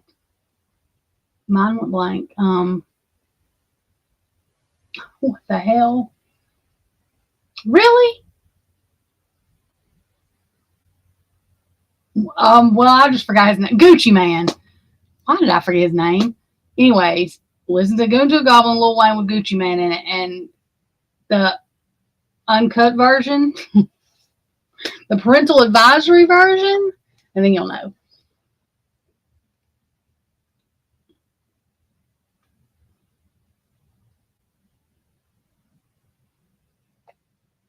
I mean, yeah, my mama said, listen, you didn't say the word fart, or the see you next Tuesday, she would slap your teeth down your throat, but you could say motherfucker all day long. I mean, that's just how crazy my mama was. But the word fart, she would knock your teeth down your throat. You did not say that word. And do not say the C-U-N-T word, which that is the most disgusting word. Like rappers don't even use that word. That's why I tell people, rappers do not even use that word. That should tell you something. But the word fart, yeah, you could say motherfucker, but don't say fart. I have no idea. She was weird. You know.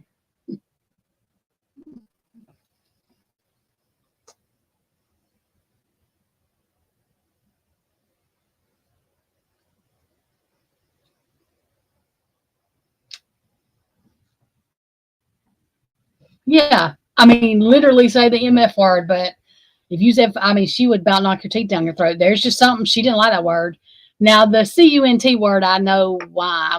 Like I said, till my ex, I had never heard that word. Like, nobody, that's just something you don't say.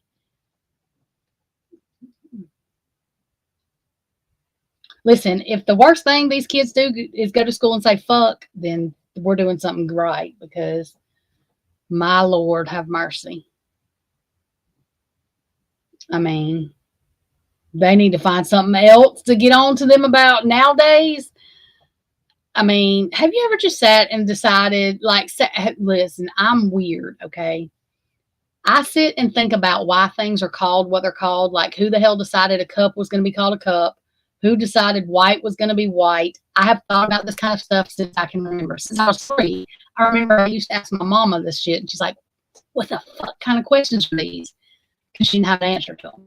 I've always just sat and wondered that. Nobody's ever been able to answer it. It's all good. But who decided fuck was a bad word? Like, who decided fuck was a bad word? If we think about that, who cares if somebody says it? Like, it's a word. I mean,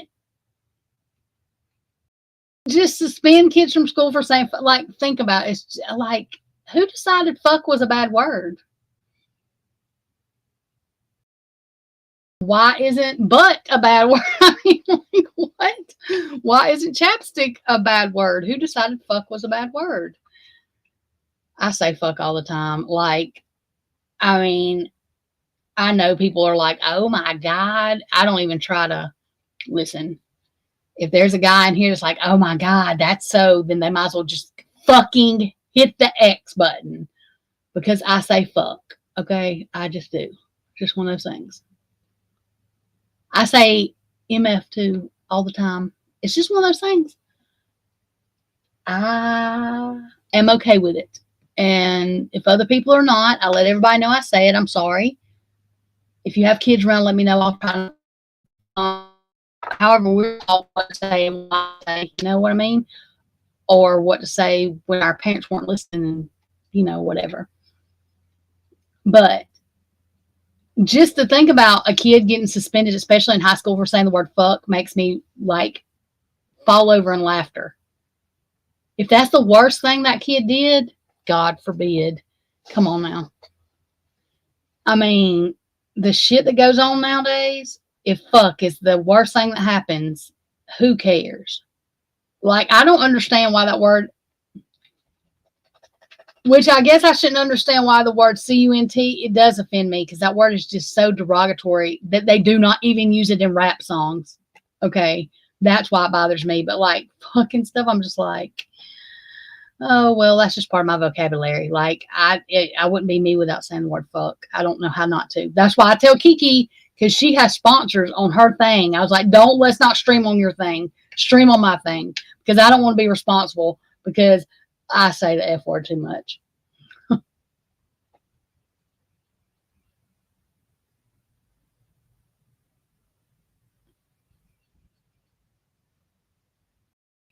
I hate that word.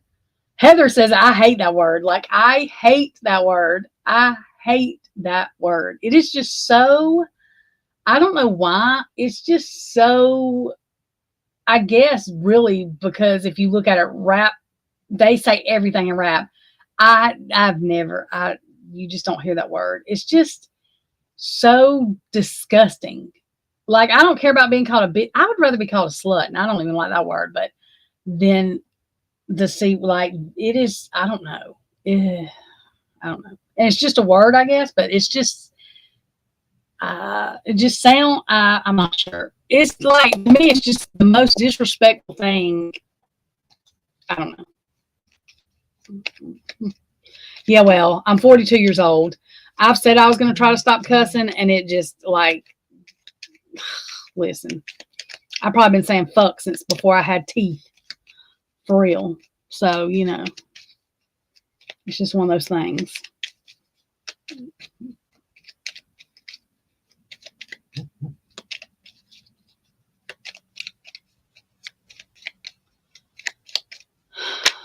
I don't know, y'all. I'm telling y'all, I'm just lunatic, though, for real.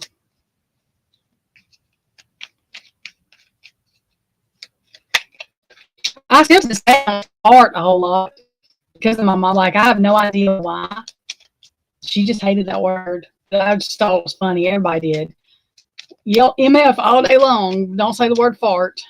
Just ass backwards. Ass backwards.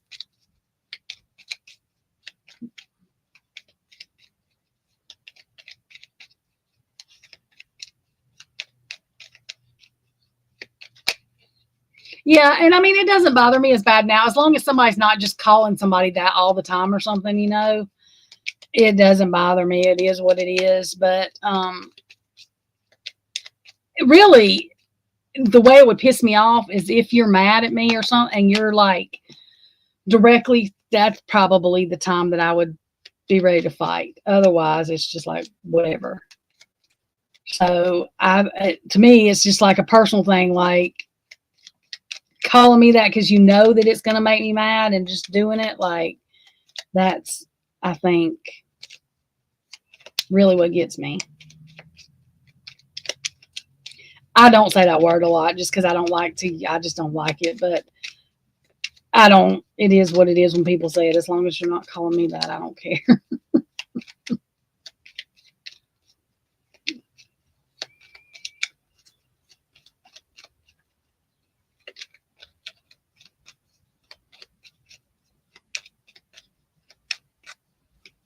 I don't say SOB a whole lot either.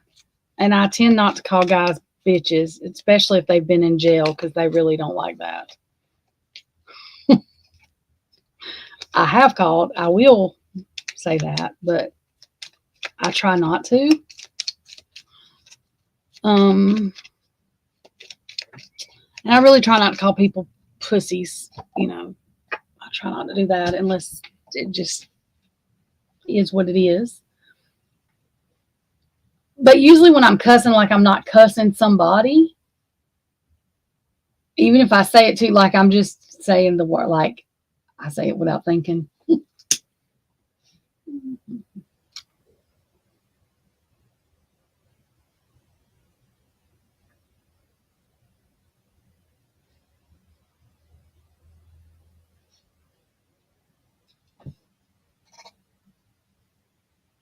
But I can be mean. You can just ask Shaggy that too. He will tell you I can call you a bunch of names, apparently, according to him.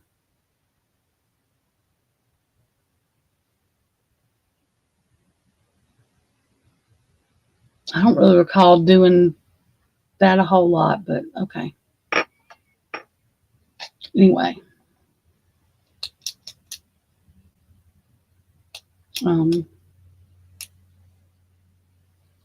They didn't tell what the hell I said for real. But you are some crazy shit anyway, then yeah, there's no telling what I'll say to you. And if you piss me off really, really bad, oh God, and then ignore me, it just fucking throws me into some kind of the world's worst. Look, I cannot stand for a grown-ass person to not have a fucking conversation. It is the most ridiculous, stupidest waste of time bullshit I've ever in my life. and I let everybody know this from the get. If we get mad at each other, cuss each other out, whatever, say what you got to say. All this damn not talking and not doing, that is so fucking, I cannot stand that shit. Look. There's nothing pisses me off more. Don't say what you got to say and then shut me out like nothing I have to say is important, because that right there is going to make me act a fool. Act a straight fool. And I'm very honest about that up front. Like, I cannot stand that shit. That is stupid. If you can dish it, you better be able to take it. Like, people need to say what they need to say. You don't just get to say you don't feel like dealing with their shit. You don't feel, well, didn't I just deal with your shit? Every shit thing you had to say? All right, then. What I have to say is important, too. That is the whole other thing in relationships that I have issues with, and that's why I don't even try the shit anymore, because communication to people is just ridiculous. Like, you have to have fucking communication. You cannot just assume somebody knows all your weird fucking tendencies, especially in a long distance relationship when all you have is fucking communication. You can't just decide, well, I don't want to talk because I feel like this. And I mean, what the fuck else are you doing? What's real? Like, you cannot. I do not understand. And there's one thing I learned. 49-year-old men, 50-year-old, the shit is all the same as being 16, and I cannot do it. That does not change. And Trisha, hands down, cannot. I cannot. All that heartbreak shit, like that same sinking feeling in your stomach, that same sick feeling, that same sad, man, fuck that shit. I wish the fuck I would ever. I'm not doing it. Fuck that. I will die alone. I cannot. That shit is ridiculous. And then I still have to think about the fucker. Like, why the fuck am I thinking about you? Why am I thinking about you? It's been too, like, get the fuck out of my head. Then you got to see him places when you don't want to see him places.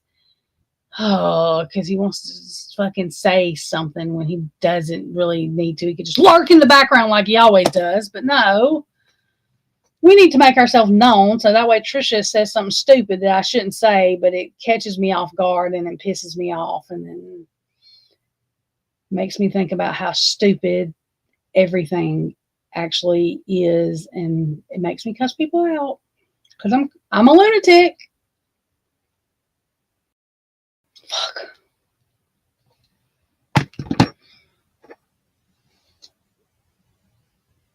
Look, I'm 43 years old, girl. How the fuck old am I? 42? I was born in 83. My birthday is January. I'm 42 and 43. However old I am, girl, I can't do it. I cannot do it. I cannot. Do you hear me? I cannot. CANNONT. Cannot. I don't like, the only issue I have with Shaggy is my own issues with him, because I fucking I think he's fucking more of a lunatic than I am, because I don't understand shit. Like, I'm fucking, anybody else I would swear they were gay or had a fucking wife or a girlfriend. Okay. I mean, on the verge of me thinking that still, but I don't, because he's just weird as shit. Okay. And there's nothing wrong with that. But like, he was like my best friend. There's nothing wrong. We got along just fine. The issue was communication. Like, that was as perfect as anything could have gotten. The only relationship I was in where he literally did not mentally abuse me, but I cannot, like, it was that good and I still cannot. Cannot.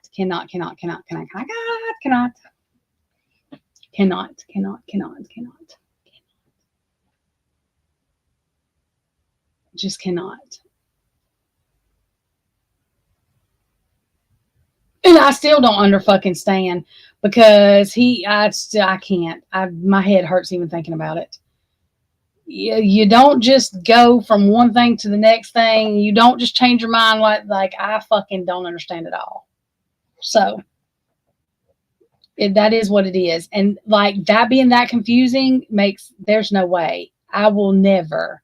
Like, I have no idea what the fuck happened. I'm still going to blame Amethyst and P Fox. Where's P Fox? I'm going to blame both of them forever. But anyway, it's not really their fault. But still, the thing is like, the next time I go stupid, yeah, somebody stop me well hell in advance before y'all let me go stupid and do something stupid. And the last thing I ever thought was my true crime would like intervene or interfere. Like, you can't, like, you don't mix your job with your love life. You don't mix your fucking hobby with it either. Because it makes me want to choke a fucker all the time right now. Really bad.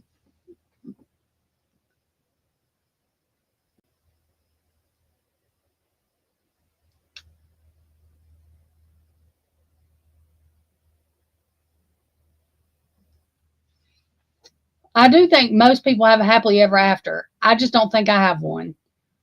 I think my job is to help everybody else find theirs. Because fucking, I ain't looking for mine. And it can't just pop up because I'm running from it. So it doesn't matter. Like, there's no way. Shay could literally call me right now and say, I'm in love with you. And I would just laugh and hang up on him and be like, fuck you. I wish the fuck I would. I wish the fuck I would. And I would hang up. And like, it would be, I could not. And I still literally, like today, going down the road, I'm like, why the fuck am I thinking about him? Like, literally, I just forget and think about him. You know, I don't mean to. It's not like every day like it used to be, but like, I will always love this man. Like, I don't care. It doesn't matter. That's it. That's that. I don't care about being with anybody else. I don't want to be with anybody else. I'm good. I'm good.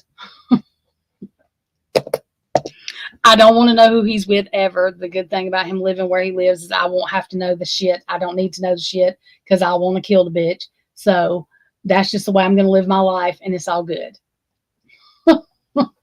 That's that.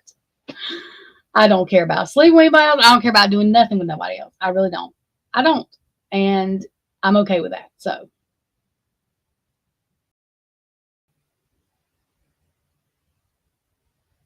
Well, I'm sure he is your happily ever after, girl.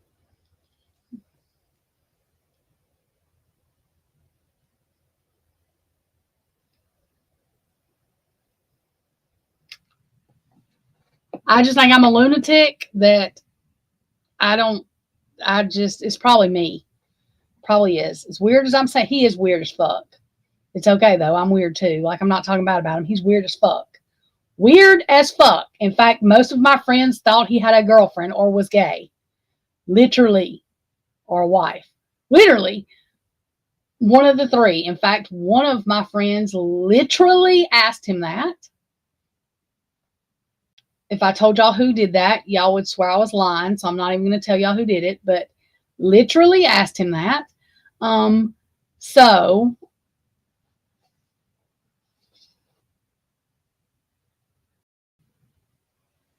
Heather, you're way behind. I know I don't listen. Shut up, Heather. Shut up. Oh, yeah. Well, I said I would never get married again. I would just live in sin. But, you know, I'm not even going to do that, clearly.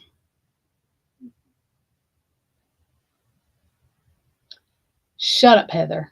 We're not talking about that aspect of it. Yeah, but if I would have got into it to begin with, then it would have been different. That's my excuse, okay? It was supposed to be a joke, okay? You freak? It was supposed to be a fucking joke. He was supposed to be married. He was supposed to be gay. He was supposed to be anything but fucking reciprocate the fucking likeness back. It was supposed to be a joke. He was supposed to laugh, and then it was supposed to be over. You fucking dumbass dork. I wouldn't fucking talk to you if you were the last girl on earth. Like, that's what that was supposed to be. I cannot help it. It did not end up like, well, I guess that's what it ended up at the end. Joke's on me. But that's not how, anyway. I don't want to talk about it anymore, damn it. Shut up. Oh, Jesus. It was supposed to be a joke. It was supposed to be a joke.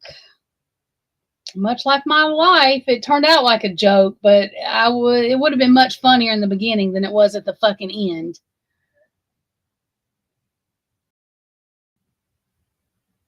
I don't listen, especially after I've already fucking got, I mean, just shut up, Heather. I'm not doing that shit again.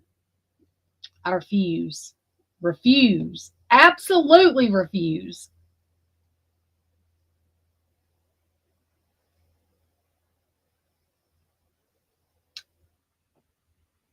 So much to the point, y'all, I would rather the motherfucker call me and tell me he was gay right now. Like, that would make me feel better. If he was just gay, I would feel a hell of a lot better. Isn't that stupid?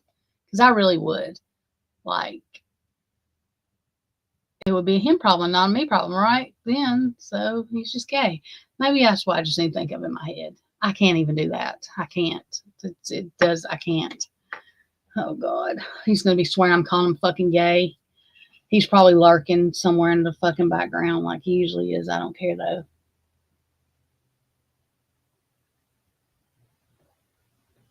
If he thinks I'm talking shit about him, he's fucking stupid.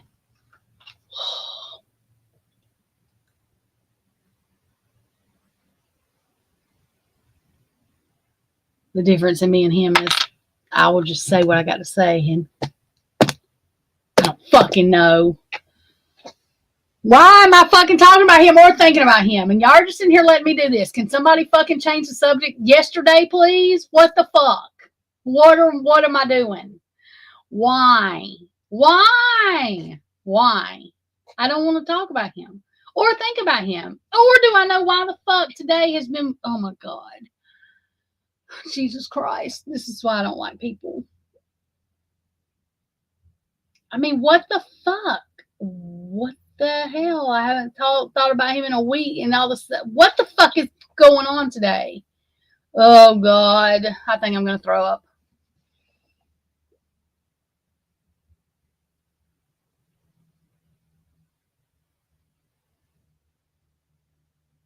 Oh, God. Oh, ah! You have no limitation on your sex, girl. I don't even look. The art of even fucking having sex with a man, like, I cannot even go there. Neither. It's just not worth it. It's not worth it. Somebody's gonna catch some kind of feelings. Can't everybody leave their feelings at the door? Whether it's me, whether it's him, it doesn't matter. It's not gonna happen. And I don't need to catch nothing for no fucking body because everything is contagious to me, and I don't need it. You just heard the issue I'm having inside my head now.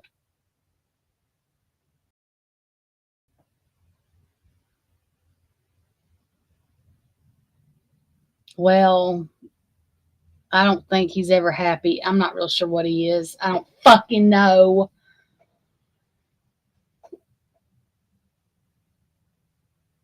What comment?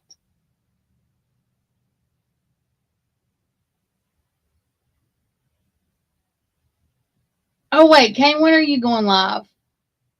I gotta stay away from YouTube, Kane, not because of you. But anyways, I'll tell you later.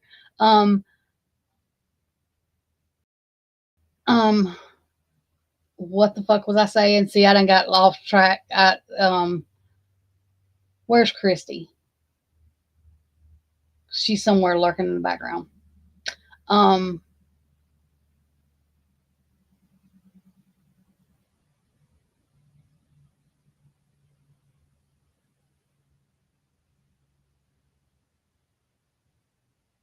I think this damn stream is lagging so bad. No wonder ain't nobody answering me because y'all ain't even caught up to me. What the hell? I don't know why the stream's lagging this bad. I've had 99 views.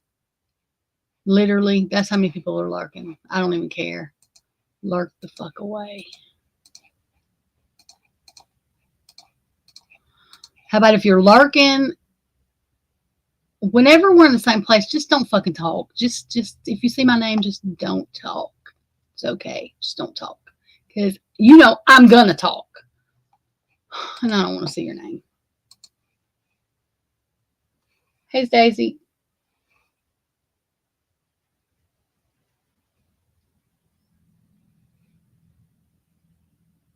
Oh, Bria, I've got to send you some more.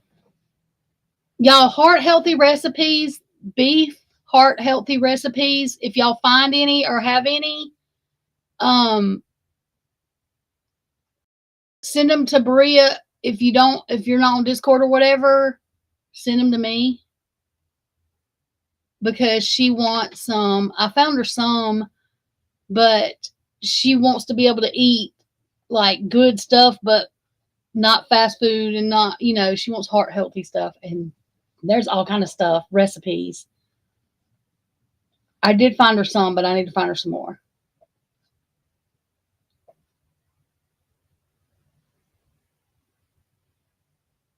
But she likes beef. You eat pork chops and chicken too, though, don't you, Bria? I think she does, but I know that she likes beef, and there are heart healthy beef recipes. I found her like this enchilada one thing or something. I can't remember. I found her a couple.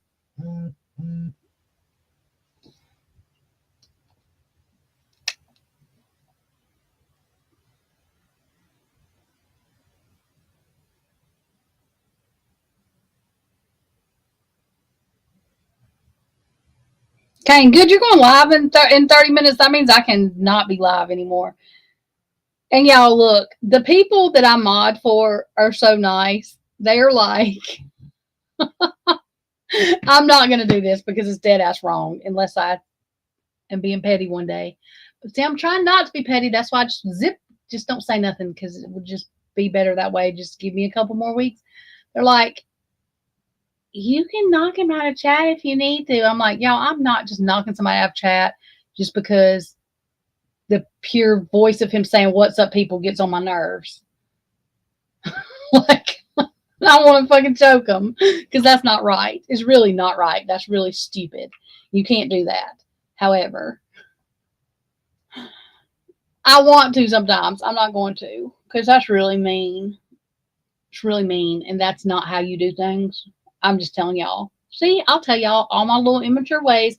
When I want to do something, it doesn't mean I'm going to do it, but I really fucking, every time he says some "what's up, people," I want, and that fucking peace sign, I want to choke his fucking peace sign and then choke him and then knock his ass all the way out so I don't have to see him anymore. It's not like I can block him because I'm a mod in most channels that we're on. So, well, actually, I love you, Kane, but I actually saw JJ's thing that said you was going live, and then I saw your thing. Sorry. So there's that. But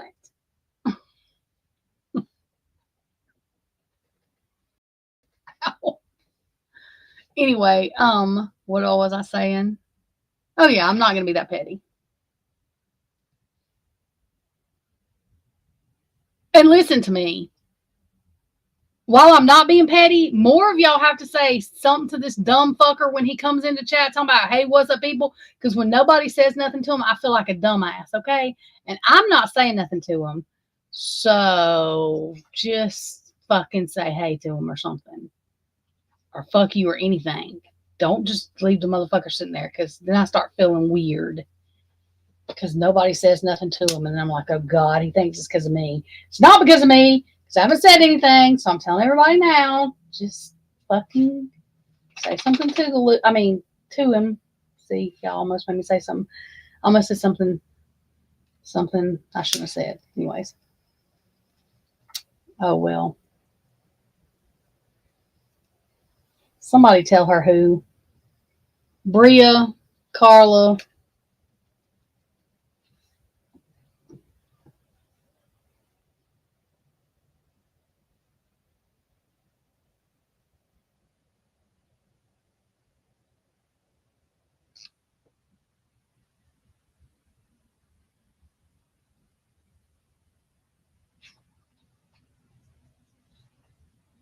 Oh, well, I thought everybody knew this.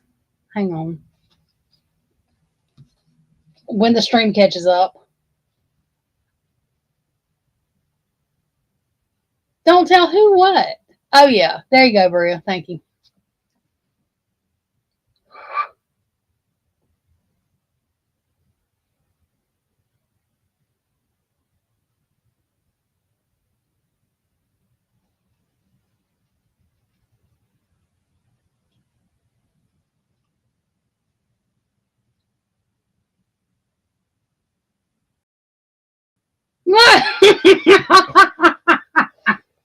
Heather.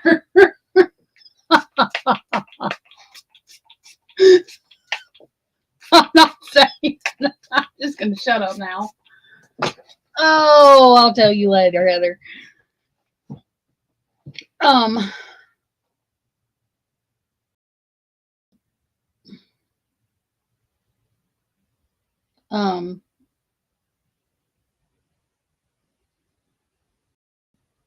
I know you do. I've never told people not to be his friend. I just told people I was pissed off at him. I'm even telling people to say something to him because I feel fucking weird when nobody says nothing to him. And it's not because of me. It's because people just don't pay attention. Like, he comes in the most ridiculous fucking moments to say something. Like, it's weird how he does shit now. But anyway. Oh, God, Carla, no, you cannot. Carla defends being mad at him still to this day. To this day. To this day. To this day. She's mad at him. I did not tell her to be mad at him. I did not, absolutely did not tell her to be mad at him.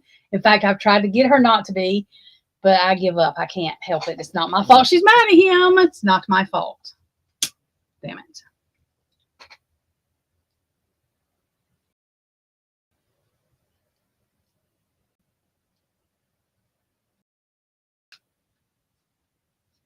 She thinks he's fighting his demon self or some shit. She can explain it to y'all. But anyways, that's beside the point.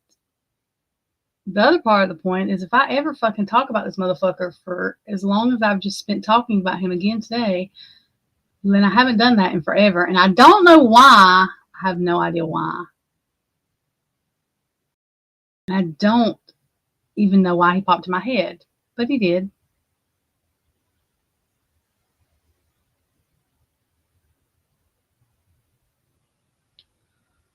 Carla's already said shit to him. Anyway.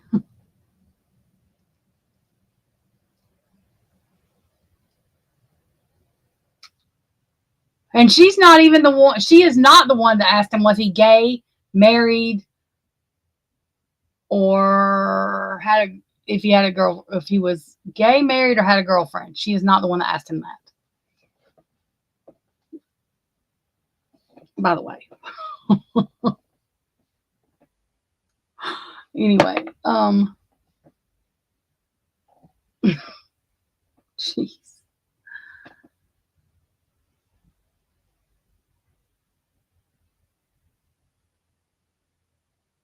Carla, I don't know what to tell you. Like I said, it is not my fault. She is mad at him. It is really not my fault. She will tell you it's not my fault. And any excuse I made for him, it made her worse. So I just stopped. So that's all I have to say. Yeah, Carla just don't say nothing to him. It is not my fault. It is not my fault. No, Christy actually asked him that. Christy, yeah. And then forgot to tell me for 5 days. No, she didn't ask him that. Oh, yeah. No, you didn't say that to him. And yeah, you sent him something on Discord. But anyways, because when Christy told me she asked him that, I had drink in my mouth and it went flying out of my mouth because I could not actually believe she asked him that. She got ill with him too because he doesn't make too much sense. But anyways,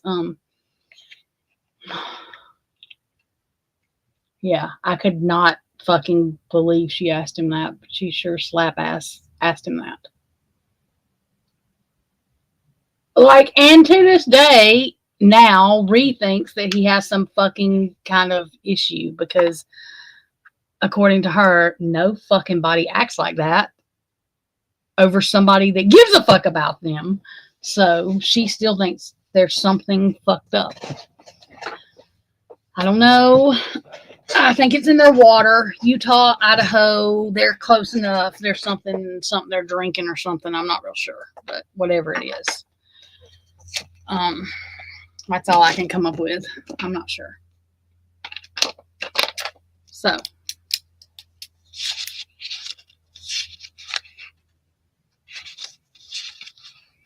No, Carla, that's so funny.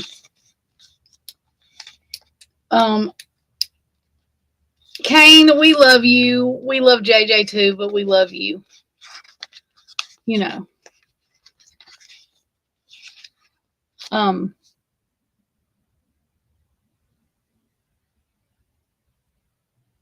He just agrees with a lot of the weird shit I agree with, so that's why.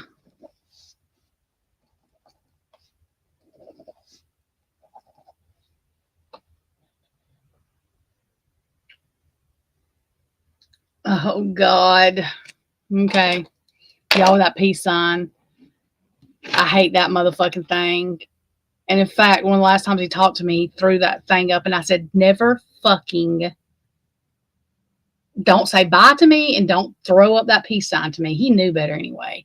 Well, how do you want me to tell you bye? Not that way, motherfucker. The same way you've always said it, because it ain't like that. I see, I'm a lunatic. Like, I'm a lunatic. I do not care. Do not. I don't know why. Like, he's never addressed, just no. Anyway, I demand you not treat me the way you treat everybody else. That was my whole thing.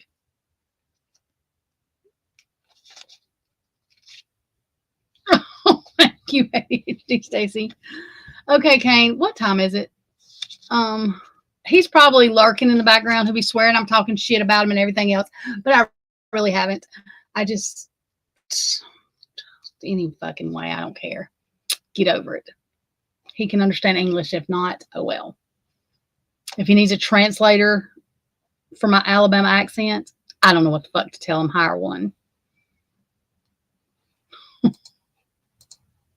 Fucking dumbass. Anyway. Oh, I shouldn't have called him that, but whatever. I don't feel like apologizing right now, so I'm not. Okay, now we're gonna go watch Kane and JJ. Poor Kane. Oh, Kane, we love you. I know we ain't got no fucking freeze watch. This weather is so fucking bipolar. It is absolutely. Okay. Bless his heart. Bless Jesus Christ. Let me shut the fuck up. Shut up, Trisha. Okay. And it's something. God knows. I got to get off here before I say some shit that I shouldn't say. And I don't know why I'm still mad at him. I'm still mad at him, though. So they should be. I guess Kane is. I don't know. Yeah, he should be. And it's Kane's fault. He's the one that started bringing the damn dude on the show, which I had watched him like once or twice before then and forgot about it. But I had. Because of the other shit he believes in, the Mason stuff and all that. So.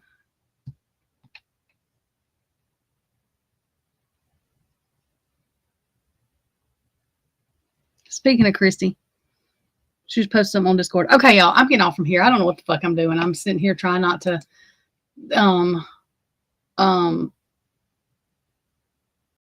who in the hell just sent me this? Oh, this is a female.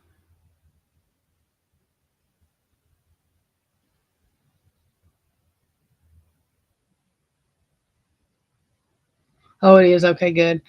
Look, when I start saying, hey, beautiful or something, I think it's some dude, I'm like, oh, hell no, the fuck you're not. No, I'm not. Just keep that to yourself. Anyway, I start freaking out. Anyways, I told y'all, I'm a lunatic. I'm a lunatic.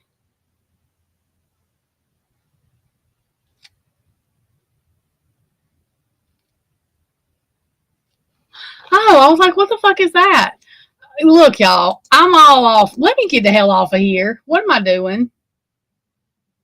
Oh, girl, I'm good. I just, like, it's just part of the healing process or fucking getting over something or whatever. I'm just losing it today. That's all.